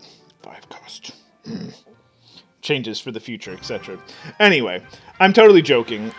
Don't get me wrong, I still think mortars are a little bit on the cheap side, but I certainly can win against them sometimes. So, they can't be completely one-sided. I just like complaining, honestly. Let's do this. We'll get some poison on that, ruin their economy. So, barbarians are still going to need a little bit of light work to take care of them, I think. And oh god. Okay, so I don't regret my decision. Baby Dragon will do a better job there of lots of things. He's gonna get on that tower. That's all there is to it. We're gonna freeze all of this. Oh, for a second there I didn't think I got the giant because he flashed from getting hit by the tower and I was about to lose it. This is still not a good situation. God, it's a worse situation by the second. I thought that was going to go very differently, so apparently I know nothing, and I'm terrible at this game. Surprise! We can still hit that with poison too. The question is, do we want to?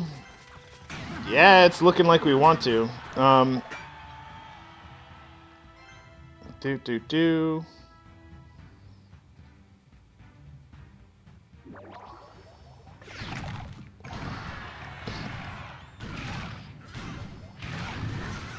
Okay. So we got a giant coming down our way. They've already gotten a tower. I don't have a tower. I do have a solid combo that's going up there. They have positional advantage. They can decide to mess with that however they want, and they should. But it looks like they're way more interested in throwing down pain on my right-hand side. That's a decision. You can make that decision. Okay, so we're going to throw down some poison. I like poison. Hog Rider is absolutely going left side unless I've got a really good reason not to. Oh, that Hog Rider is poorly placed. He is absolutely going for that elixir pump. Oh, more barbarians. Shocker. So we need to really consolidate this right now. I probably have already misplayed to the point where I can't even draw this game, which is unfortunate. But we'll see what we can do. I can't get my poison on their side of the field because their giant combo has already proved that it can go directly through my garbage. And the problem with that is obvious. Okay, so we need to get a Hog Rider out there. He's not going to get through that first one. We legitimately need to get as many units there as possible. They know this. They're not stupid. They played a rocket on top of it. My poison is going to do nothing. That charge would have done it for me. Good for them. They played better than me. And their giant tanker, who would have thought, tanked. Did a great job.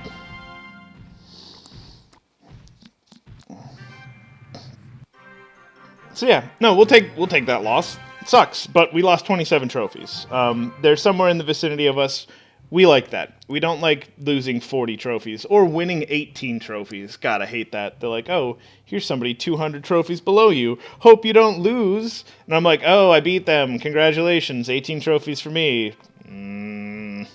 Anyway. And then, so we got a request for, can I join your clan? I'm at 1 to 29, as in I'm the only person on, or 49. There's a slot open. We ask that you have basically 1,000 trophies. If that's really a difficulty for you and you want to get into a clan where we throw cards all the time, I can make exceptions. But, if not, that's cool too. It would be, as you said, we only really want 1,000 because at that point you can really watch and stuff like that. Got True YouTube joined in.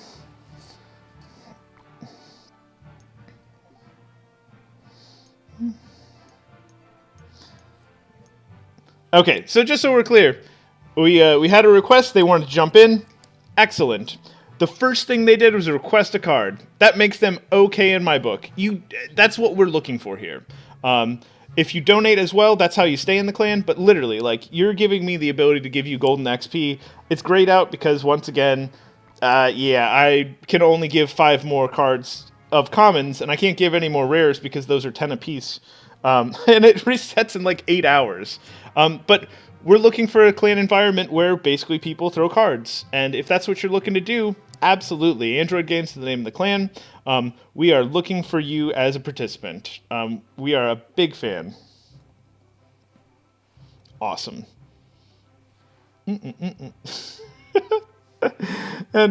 And so for those of you not in the live comments, Akak tells me mortar players should be set on fire, shoved in a barrel, then the barrel set on fire, then shot out of a cannon and used for anti-air gun practice.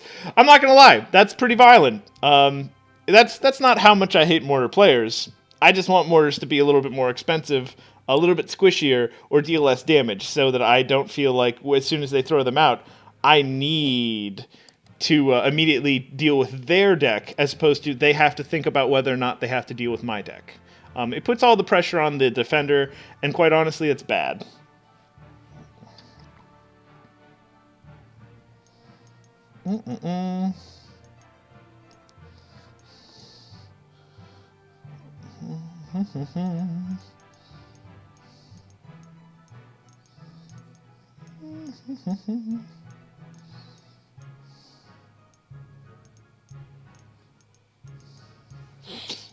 And legitimately, I am always looking for interaction. It's a YouTube channel. I get on here, I stream. I could just put up videos of me playing and me bantering, and I hope that would be a lot less entertaining for everybody, because I like getting on here and talking and, giving people something to look forward to, somebody to talk to. I mean, Akak plays he watches from work. Good for him. Getting paid to watch me be a silly person playing Clash Royale on the internet. That's great. I can't say how much I like that. A lot. I like that a lot. But yeah, only thing you have to do to stay in my clan is donate. That's it. If we have an entire week where everybody donates, nobody's going anywhere. And that's the thing. We would have to seriously set a point where people were like, oh, I only donate 1 or 2. And there was just gobs of people trying to get on through the channel that I would even contemplate that. And quite honestly, I'm not. We get good people. We get people who want to throw cards. The reason why I encourage everybody to do that is because literally I want you to play better. The better you play, the better you understand what I'm doing. The better you understand what I'm doing, the better you can either A, give me comments like, hey, Ro, you suck, do this instead. And I'll try them, especially if you leave them in real comments on the YouTube channels. I will totally try out stuff. I just like taking preparation and think time for me. I'm not a spontaneous player as far as the ability to put things together on the spot and know how to play them. I take practice. I'm pretty sure everybody does take practice to get better. So I just want to make sure that I'm putting out content that people go, that was that was okay play. I don't want to put out anything where it's just try this right now, and I'll be like, wow, I am playing like garbage. I hope you guys don't want to see me playing like garbage. Hoping you want to see me play well. We're getting to that, Akak. Okay, so we'll play some more. As I said, I'm hour plus right now. Good for me. I like playing for longer if I can sustain it, because it gives me more opportunities for people to actually tune into the channel. I totally get that I use Twitter to get people to show up so they can be notified. But let's face it, there's only so much effect that can have. So the longer I play, the more likely I am to have people show up, and we can talk mad garbage on top of all sorts of silly subjects. And so, you know, that's what I'm looking for. I'm really looking for a place where we can have a good time.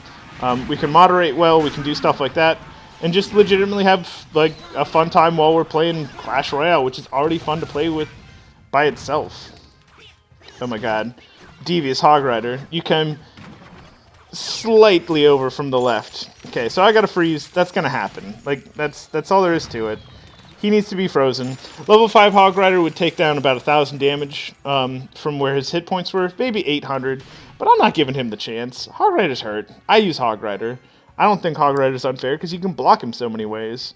But he certainly is effective when you played well.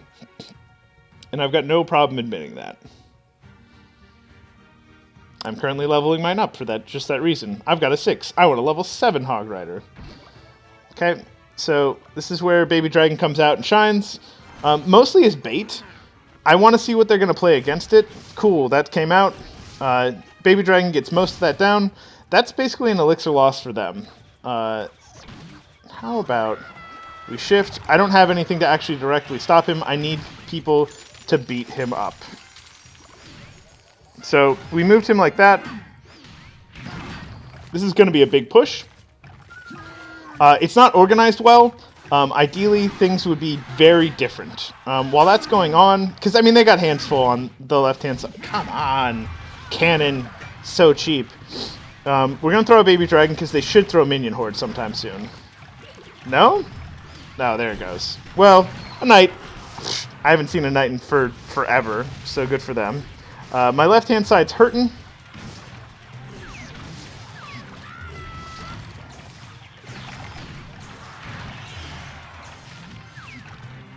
That should be good positioning. So that is a really good Valkyrie. Please go down when I tell you to go down. Anyway.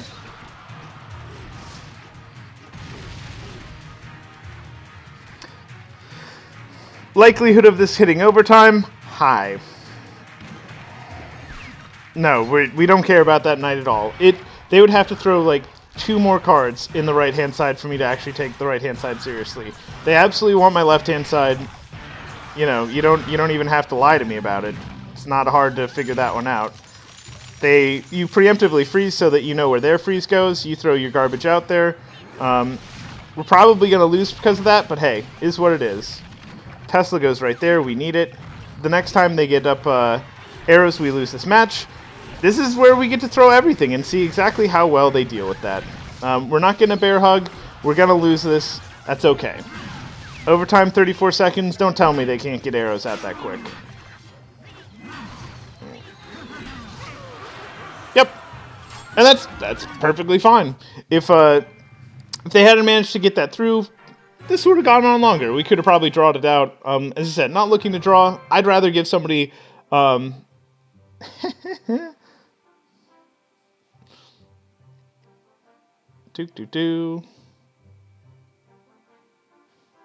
So, I'm assuming friendly match for me. I will totally take that. I'm going to throw this out here. And as I said, come on at me. I'm below 2,300. My trophies are not so impressive.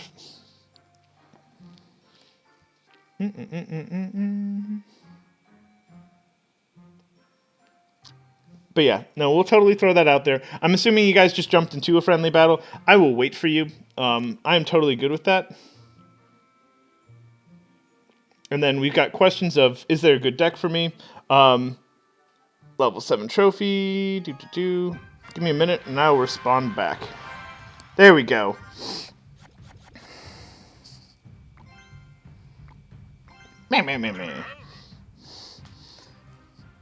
So we'll do this action. So I don't have anything defensive. He's bringing out my my giants to deal with me. Don't like my giants. They're mean. So we'll do Dark Prince once it gets closer.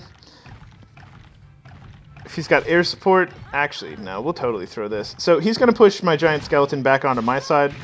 So they've got Musketeer coming down the right-hand side. Let's see what we get.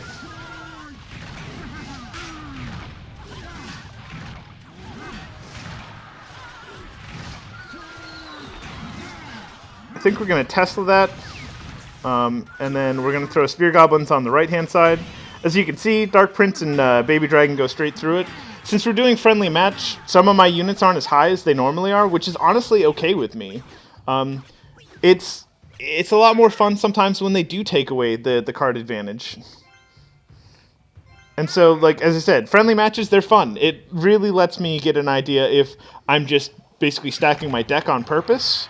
Because I've had people just straight, like, knock me down. It was pretty bad. I was like, man, I thought I was good at this game. And then, you know, not as good as I thought. Or at least in a different environment. Because, I mean, let's face it, we play for ladder. That's basically what my YouTube videos are. I'm showing you what I do on the ladder. This is not like OMG tournament play. This is what I do on the ladder. Let's see about how well that goes. We're going to do Hog Rider on the left-hand side. It'll give us more time so that we're not wasting elixir waiting for that giant to come through. That's the big danger of those slow-moving tanker units, is literally that. We can throw poison to deal with the right-hand side if we have to. I would rather throw a giant skeleton because they're awesome. And then we will throw Spear Goblins. Oh, no. Anyway, so they're going to get some damage on the left-hand side. This is the Bulldozer. Enjoy the Bulldozer. And so while that's all distracted over that side, I am more than happy to freeze this, get my tower, and then...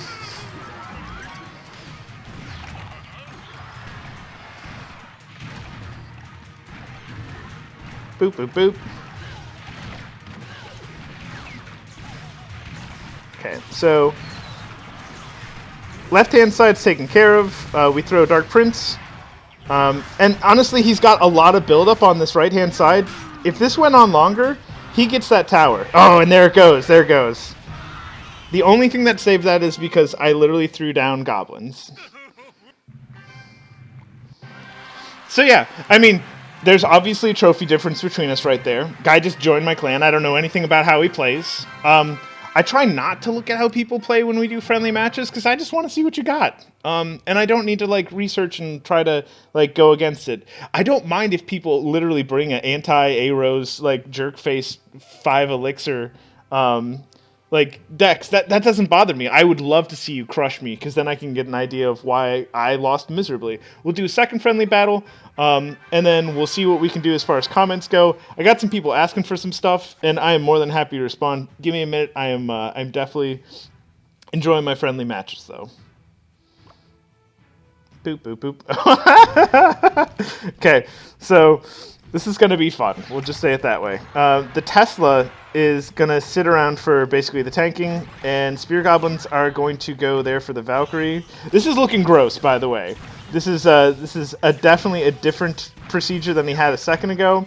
Dark Prince is going to go on this lane, basically to open it up, because I honestly think left side's got it. We got the charge.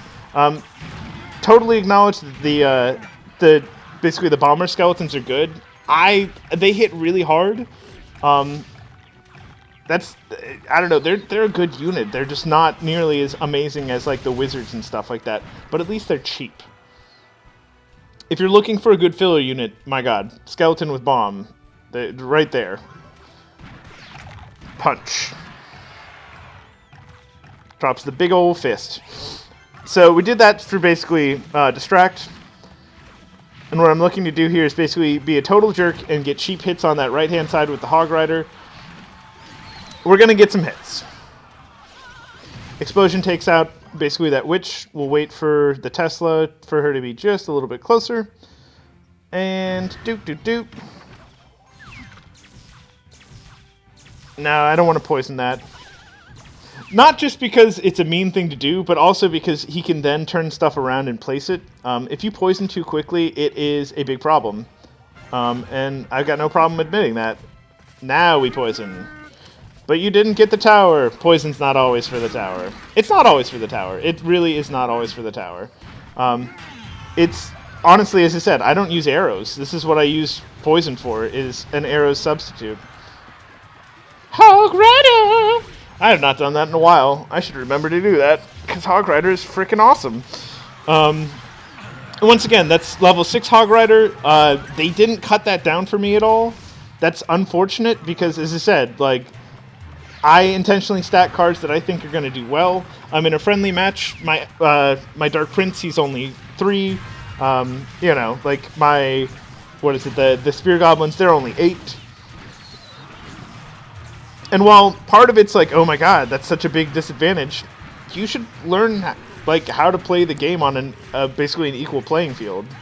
And if the tournament scene for this game opens up, I am absolutely not going to tell you that I'm going to be like the greatest tournament player ever, but I am going to tell you that I'm going to be interested in watching it because it's good to watch. I would love to spend time getting better, and maybe I don't know if I would even try to tournament play. It would really depend on how and where for locations and like the accommodations and stuff like that. But I could totally see myself really wanting to do that because this game is fun.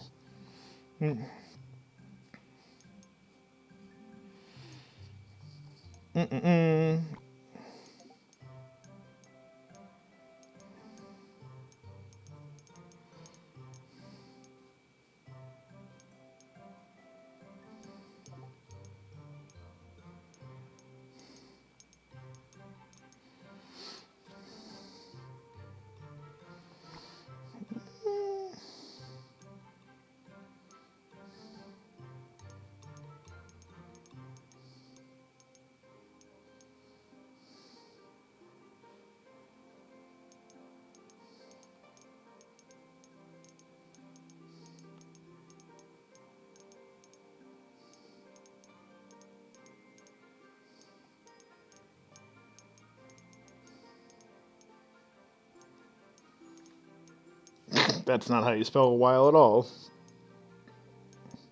And actually, speaking of that, so I know who's definitely getting a promotion. Actually, I probably should promote more people.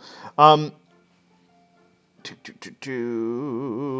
so Akak is on constantly, and he deserves the promotion.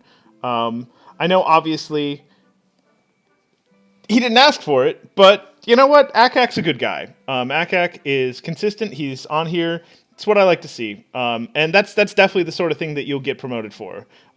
King's another person who's on here all the time.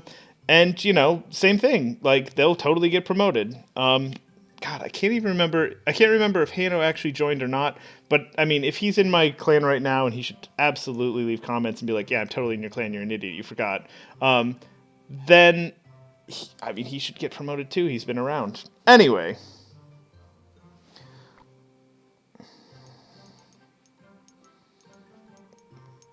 I do what I do. But yeah, let's see what we got comments-wise.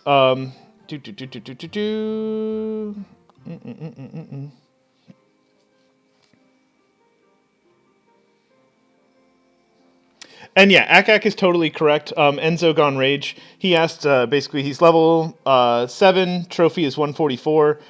He asked, is there a good deck for me? What I play right now absolutely does require the Dark Prince, as Akak pointed out. The Dark Prince makes up for a lot of shortcomings. I used to have a real problem with my decks because people would arrow them. Also, tapped on lock. And Dark Prince can't be almost killed at all. Like he's such a pain in the butt to kill. Because, like, spells don't work against him until his shield is gone. It works. It takes off his shield, which was not the point of you trying to kill him outright. If you go through the channel, I definitely have, like, the phases of where I've been. If you look back earlier, I've been playing with Hog Rider and Freeze for a really long time. If you have those two things, I would heavily encourage you to look back at how I was playing before I could pick up some things in Royal Arena. And get some ideas. I won't tell you to play exactly what my deck was. My deck was flawed back then.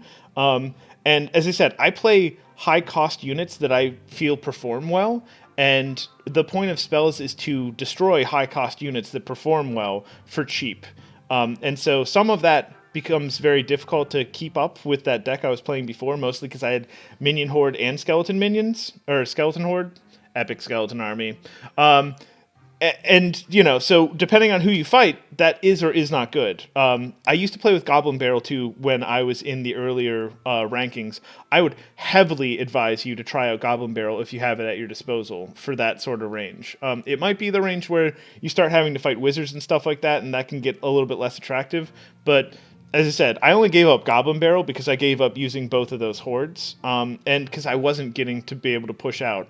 But if you're in the right range for it, you'd be surprised what Goblin Barrel can do. Somebody played Goblin Barrel earlier today, and it was effective. They were a jerk. I was super impressed with what they were doing, and I was trying to counter it, but let's face it, they got their knives in my towers. That's what they do. I don't know why knifing a tower wins, but it does. Especially if you throw them out of a barrel to begin with. So give that a try. Definitely look that up. That is solid stuff there. If you want to basically give me an idea of what your deck is, leave a comment on any of the videos, like one that actually goes on it, not the live comments, and I will totally look at your stuff and try to give you like actual advice on it. But give that a try. Let's see here. And same thing with One Awesome Kid. I literally have my play cataloged because I just live stream and it goes onto my channel. If you look at it, you can definitely see how I was playing previously. And quite honestly, there's a lot of factors that don't start hitting until you have basically the card diversity of like arenas 5, 6, and 7. Like until you hit realistically like at least Spell Valley, the game is just very different. And the sort of things that I talk in my videos right now, the ebb and flow, the certain counters and stuff like that, you don't have to worry about those because you're not at that arena level unless you got somebody who's got knocked way down. That can happen. I mean, it totally can. Hopefully you're not dealing with mortar decks at like 1,200 trophies.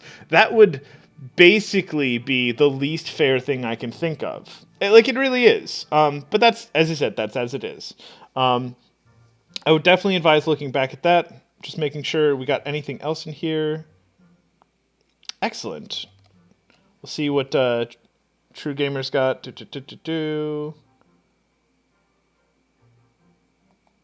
Awesome. Anyway, I usually have people who are also other YouTubers that'll send me links and stuff like that. I like looking at other people's stuff. Usually they don't do the same thing as me. That's the funny part. And so like when they do like a Minecraft channel or like a Lego channel, stuff like that, it's awesome. You get to see what other people are doing with their time. I blatantly do this and also chest to open because it's what I have fun with. It really is what I like doing. Awesome.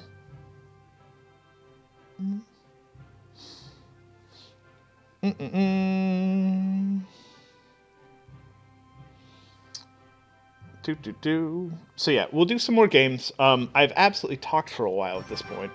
And let's see what we can get out of this. We'll get some more play.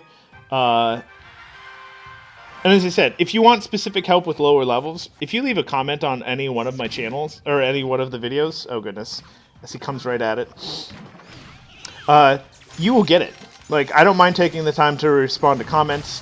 It's good. As I said, I like interaction. Dealing with people instead of just, playing the game by myself against opponents who can't talk to me. Which is great in its own sense. Think about it. Nobody can start saying the most toxic stuff on the internet that you don't want to read. But at the same time, it does sort of give it that well, I want to talk to somebody. There's upsides and downsides to how they did this game, and I'm okay with them. But this is my solution. I get on a stream, I talk to people, I have fun. I should really actually concentrate on winning this match because this guy is bringing the pain. He's gonna freeze, by the way. There it is. If we didn't have those goblins out there, massive damage. And, I mean, this is the point where I start losing massive trophies. They're at 2158. So, I should probably focus on actually winning this game. Or at least drawing it. I don't want to admit to enjoying drawing, but when it's people who are much lower level and they're starting to play some, silly garbage, I will contemplate that much sooner than later. Because losing 40 trophies because basically somebody's lower level and they get some, quick moves in on you, oh, it burns. It burns like Satan.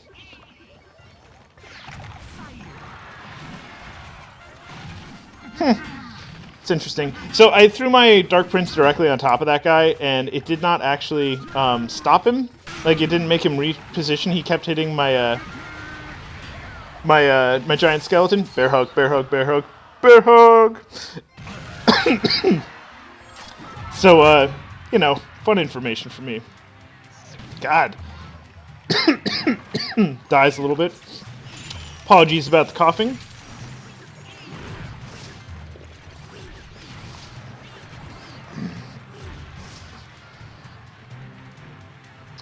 Boop, boop, boop.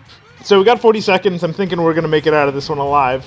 Let's throw up a giant skeleton. He can tank.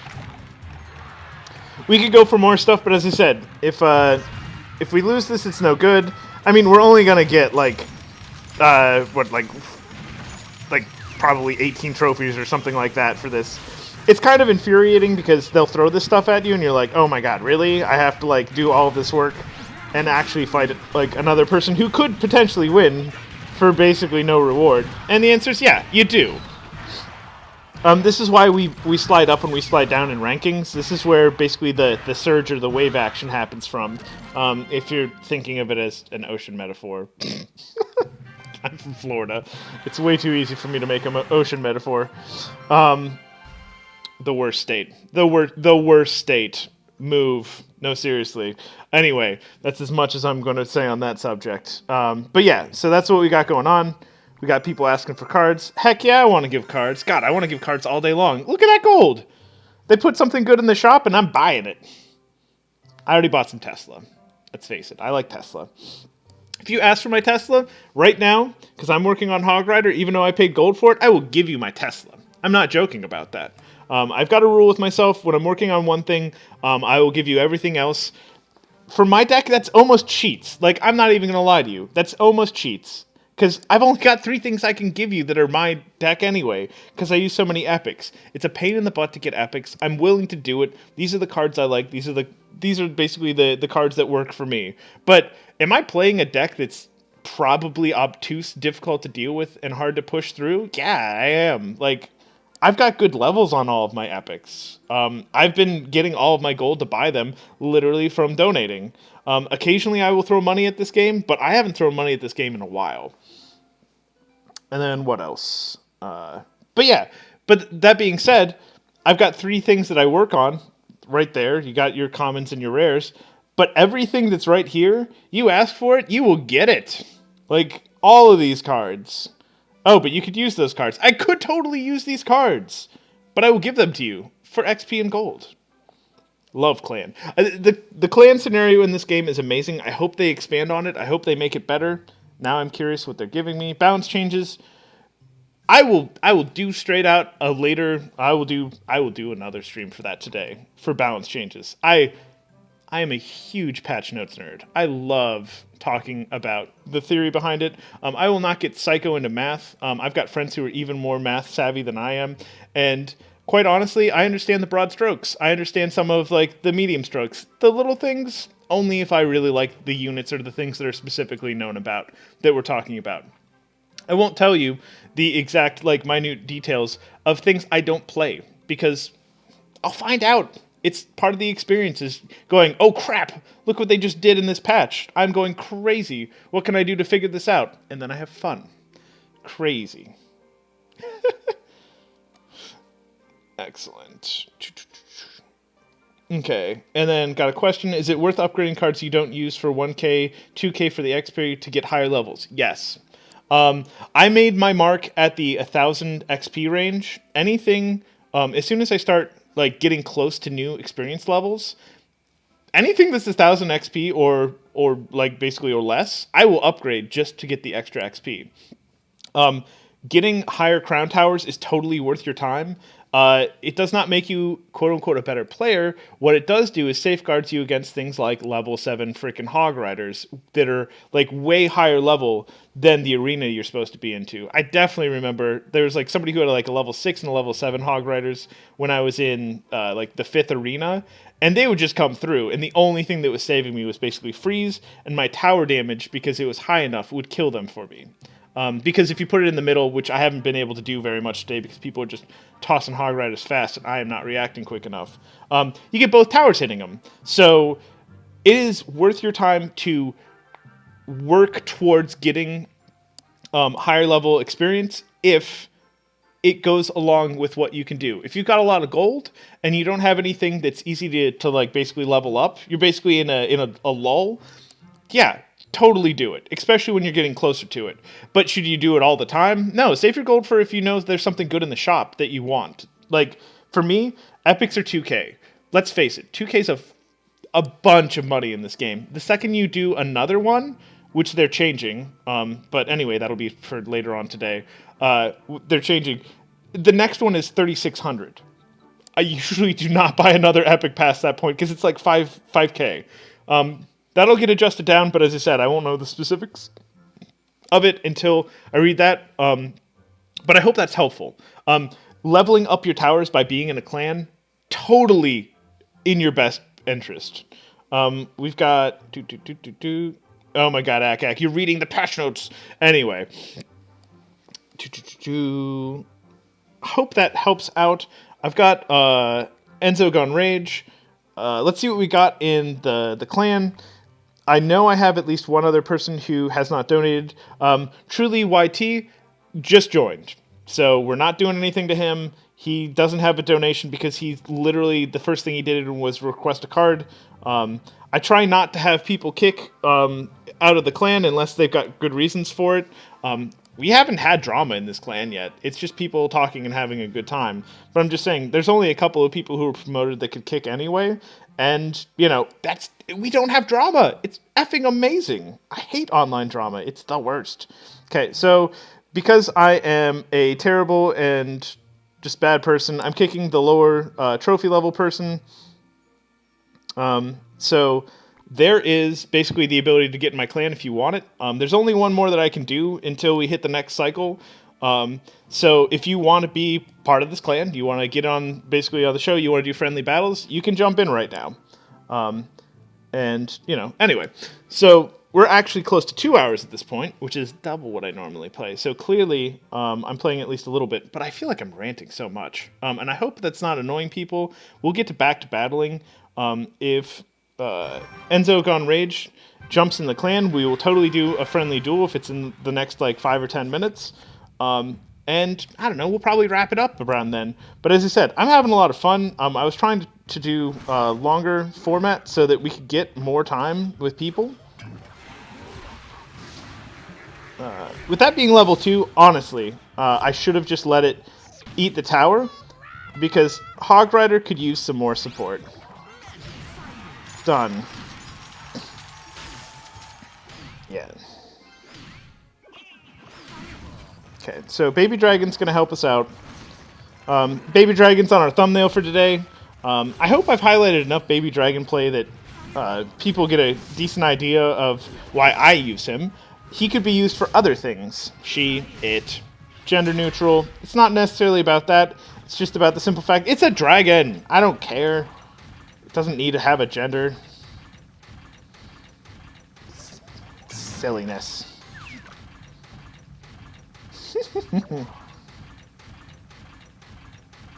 Okay, so this guy's going to come over. We can poison this and make it really easy for ourselves. We will. If you guys hadn't noticed, Pika kills Giant Skeleton, but he doesn't with poison down. And then so... Three Musketeer, or regular Musketeer is going to go down. Spear Goblins because I'm mean. Hog Rider as well because I'm mean. These guys are going to do some damage. Ooh, see, that was a much better zap right there. We still got our hit, though. Totally worth it. Anytime you get a hit on a tower with a Hog Rider, it's a good day. When you get 4 or 5, it's a great day. Especially when he runs through adversity. That's really the reason you level up your cards, is so that they can deal with what I... will easily say is like the lower level minion counters. For me, that's the reason why I do it. Dark Prince takes a staggering amount of damage as you level him up. And the same thing happens with basically the Hog Rider. He can sit around and take more hits. It's really gross. Okay, so we're going to need this definitely to come out. Bomb's going to go off. It's going to kill lots of things. Don't get me wrong. It's not going to kill that Pika, though. Pekka. I've had people tell me that they're like, oh my god, that is not his name. Her name, actually. From what I can understand, Pikas are ladyfolk in armor. And, you know, that makes sense to me because, let's face it, there's a whole bunch of barbarians out there going, like, bro-style buck naked. And you tell me that you'd be in, like, this sort of royal arena and the ladies would not be wearing armor going, well, why the hell wouldn't I wear armor? So, anyway, there's your fun piece for the day for me. Obscure trivia that does not matter, but it is fun. I found that out, somebody corrected me, and you know what, I'm totally good with it. Because, you know, if you know women like I know women, I mean, women can be that scary. Okay, so we're going to throw Giant Skeleton right here. They're going to blow him up. That's his purpose. We're going to throw this Dark Prince coming through. And boom! Oh my god, this is a great time for a Hog Rider, because he's not going to be dealing with your Pika garbage. Oh my god, look, it's a freeze! Hog Rider!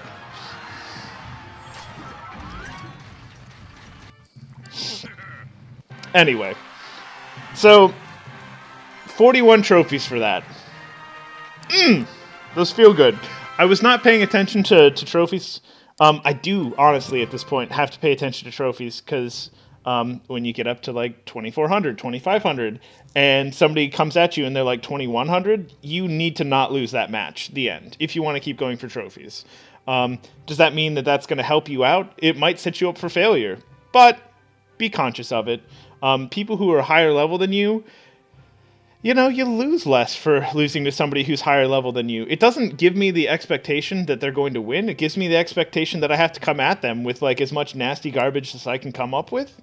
And that it's not that I have to focus on defense. It's that I don't need to focus on basically saving myself from, like, 40 or 50 trophy loss. So I need to go out there and be a little bit wild and crazy. So honestly, stronger opponents make me happier so long as they don't have a tremendous tower lead. I've got a level 8 towers. If you've got level 10, that's about the only thing you can do to rattle me as far as, like, having to fight up. I've fought up against 9s. The difference between 8 and 9 when you have good, well-leveled cards, it's not that noticeable. As soon as it's, like, 2 levels or more, yeah. Anyway, those towers start hitting hard.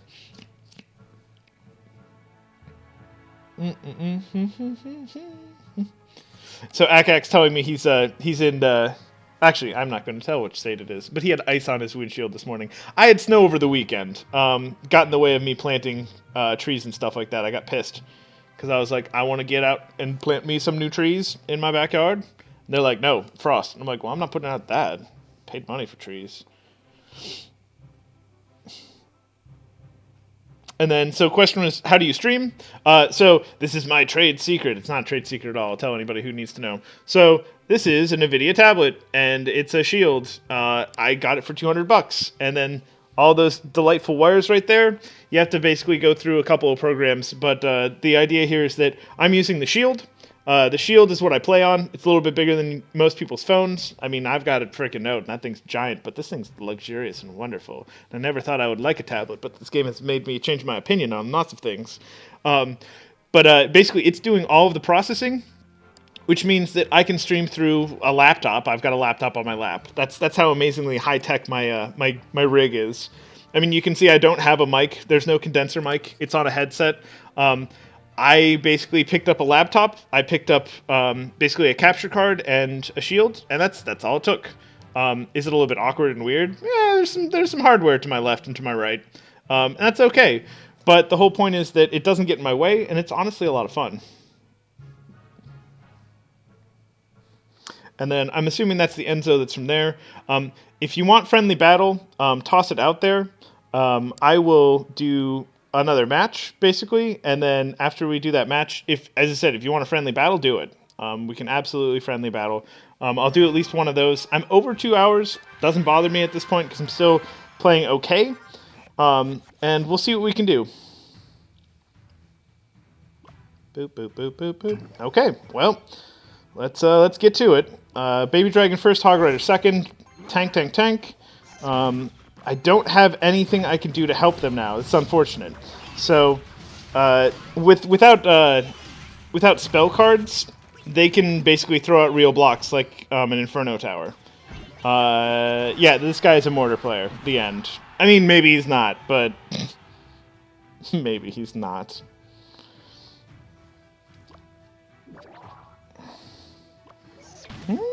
Oh, there's some Hog Rider.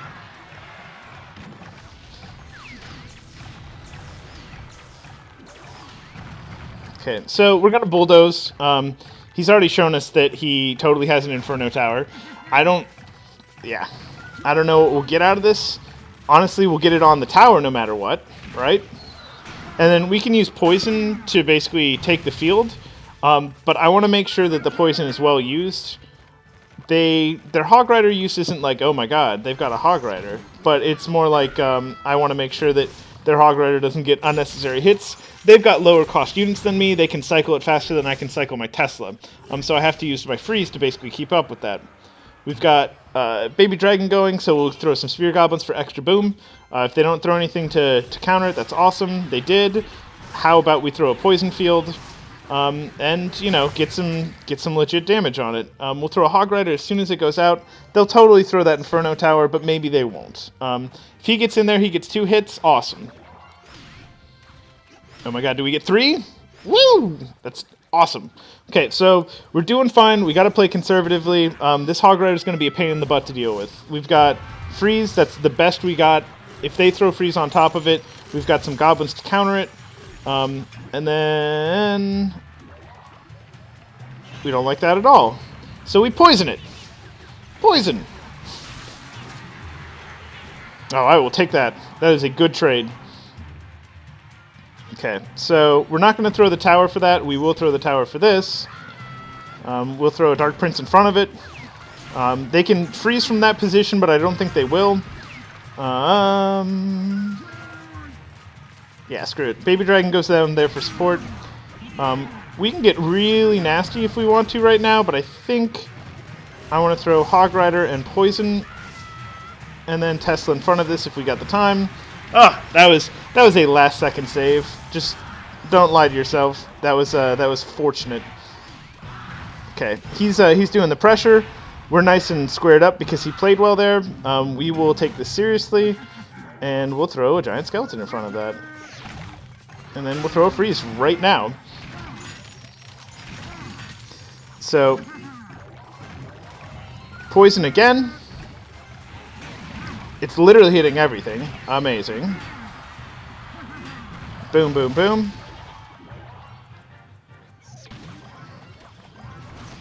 Okay, so if he had freeze right now, he would have used it. I swear I haven't seen freeze.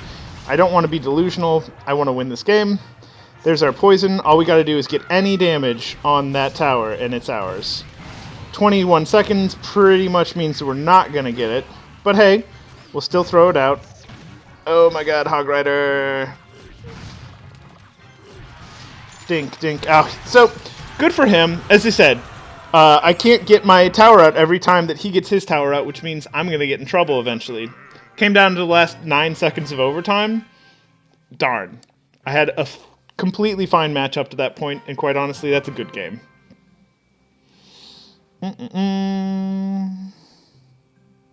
Cool. So, Enzo's asking for friendly match. We got another person who is asking for basically a spot. We got one more spot for now. No, that's Enzo. We're not throwing out the person we just added. So, Dink. So, if anybody wants to join, it's Android Games. Friendly battle is going down. Please, by all means, we'll do this. It's fun. It'll be good.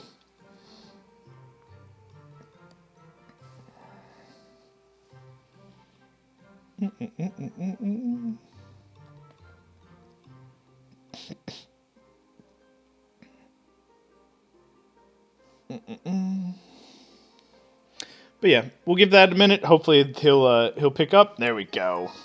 There we go.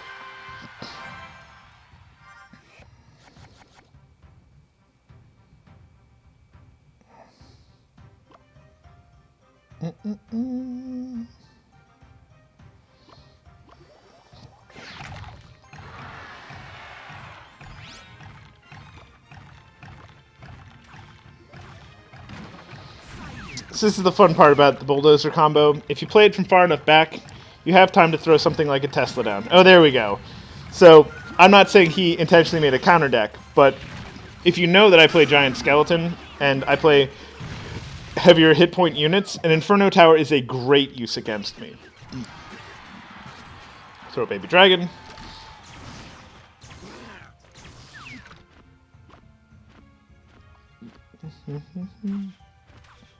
Oof.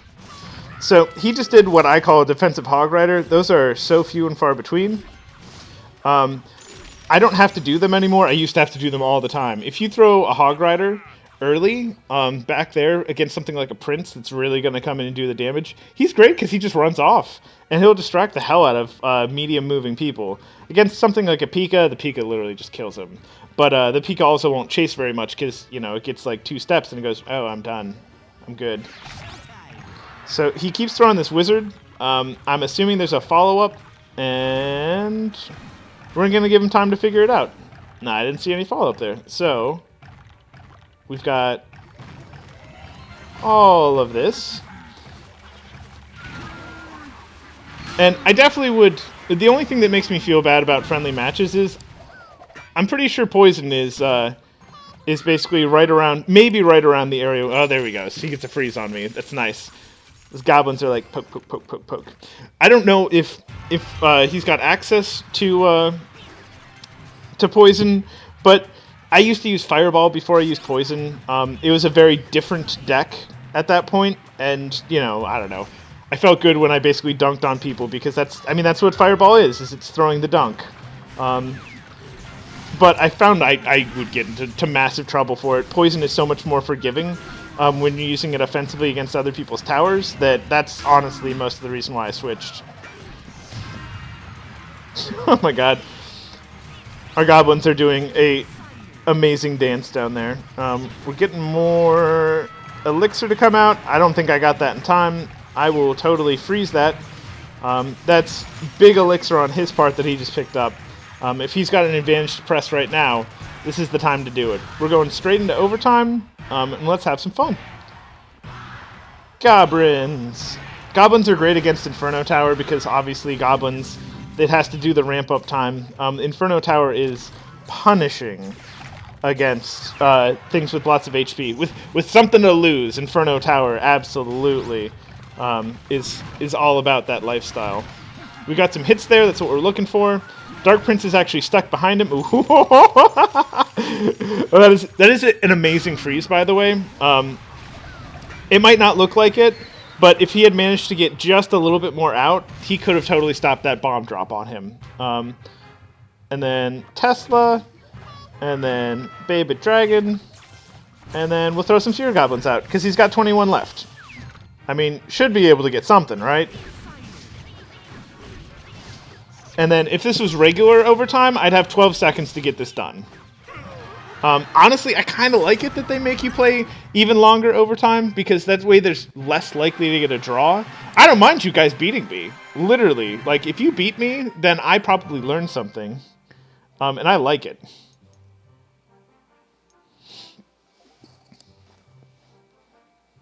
But yeah, I don't know. That's, as I said, friendly matches are fun.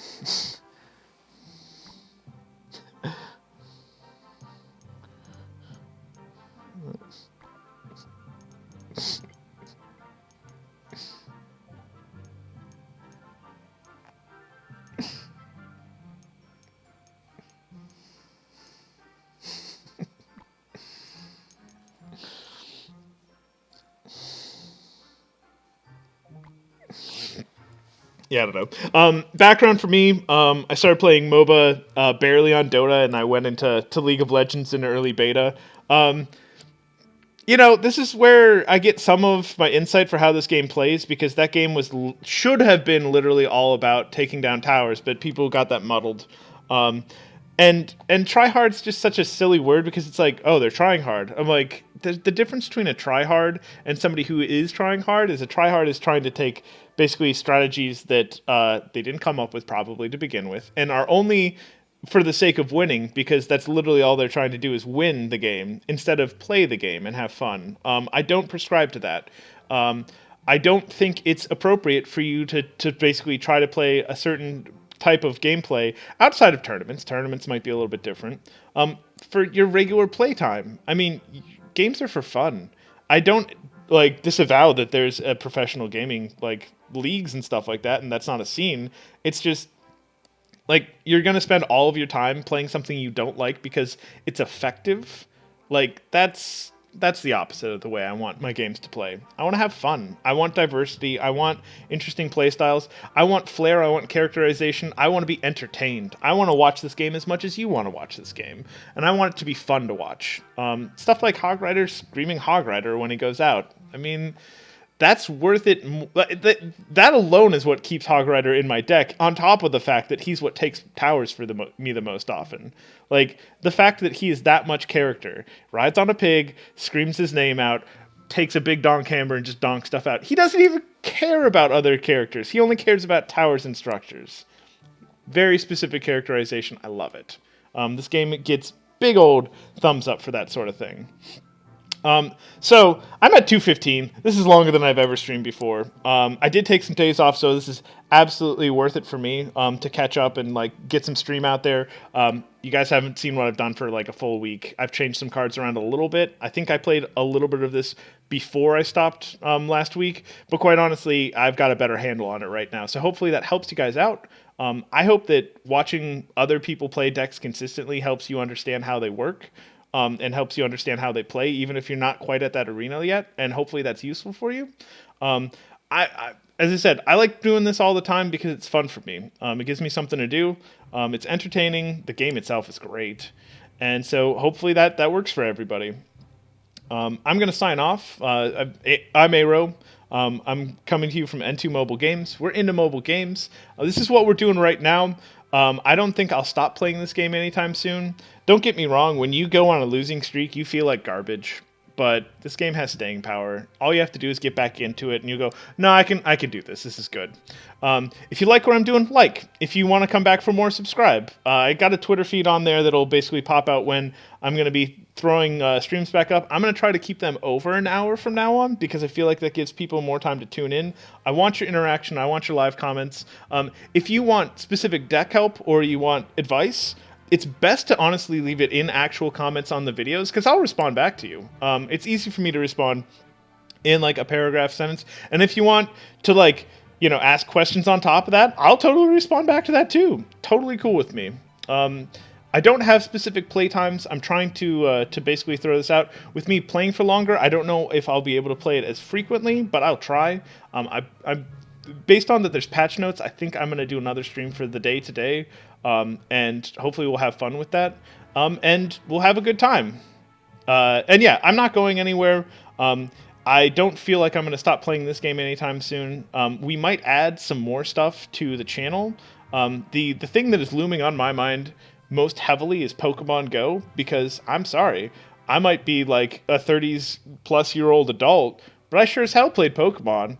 And if you don't like Pokemon, that's totally cool. I totally respect that. Pokemon's a certain thing for me.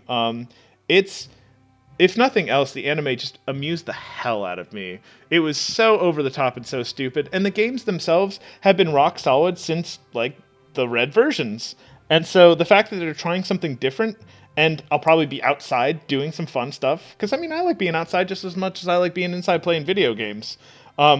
This is a tremendous opportunity. So if you like Pokemon, I will probably start putting out some hype videos soon, and I really want to get into that game, get my fingers into it and stuff like that if it's good. This game is exceptional. Even if I start playing Pokemon Go, I'm not going to stop streaming this game. I'll probably have like a morning and a week and an evening stream, and it'll probably be devoted for one of each if I really like Pokemon Go as much as I like this game. But don't be like worried that I'm going to go away with like, oh no, Clash Royale sucks now, Pokemon all the way, FT dubs. Like, it would have to be the most amazing game of it, like the decade, for me to even contemplate that. And this game is amazing. This game is such a solid, good game. I like what Supercell's doing. Clash of Clans was not my cup of tea. I could see where people like it. I want some of the clan battling, the clan tournament, like the interaction to be pushed into this game, but I want it to make sense for this game, because this game is some sort of weird MOBA card battler, and it's beautiful. Like, it's beautiful. So long as they keep the spirit of this game, I want to see more. I want to see some more features, even if it was a completely separate thing from like the ladder. Because I mean, I love my trophies and all, but if you told me there was another thing that I could work on that was in the same application, I mean, obviously that would be making two games in one. But if it was some sort of clan battle with it, I'm totally cool with that. Anyway, I like what they've done with their previous games. I think this is definitely my favorite game that they've done to date, and I love it. It's probably my favorite game that I've ever played on a mobile, on a mobile. So that's, as I said, we're not going anywhere. And that's about it. Oh yeah, Jesus, yeah. If you are in my clan, this is what Akak is saying. Jesus, ask Mike Zulu. He keeps tiptoeing in and out of Legendary Arena. He's gonna get stuck in Legendary Arena soon. The guy is good. And I'm lucky because I've got somebody who's better than me in my clan. I'll go, oh my god, where's Mike? Oh my god, he's 400, 500, 600 trophies ahead of me. Like, what am I doing? I need to play better. I watch his replays, they're good. He plays weird decks, they're good. He plays different decks. I play the same deck. I hope that doesn't offend people, but I play what I like. And he plays a whole bunch of crazy stuff. So anyway, if you want to join, I've got an open slot in the clan. Please, by all means, join the clan, donate cards, throw cards back and forth. I would love to make gold and XP off of giving you whatever cards you want. But yeah, so this has been Aero from N2 Mobile Games. I went on somehow a rant at the end of my rants, and I apologize for that. I like ranting. It's what I do. But I will talk to you guys later. As I said, there's probably going to be a stream for later on today. We're going to do that. We're going to look over patch notes. I haven't gone crazy about highlighting those just because it was so new. But quite honestly, Akax already teased me with what's in them, and I'm just going to be a child about being mean to Mortar. Anyway, and so if you would like to be mean about Mortar and childish with me, please do tune in. I would be happy to have your comments. Anyway, you guys have a nice day. I will be back later on today for that. And, keep playing Clash Royale. It's a freaking amazing game. I love it. Have a nice day.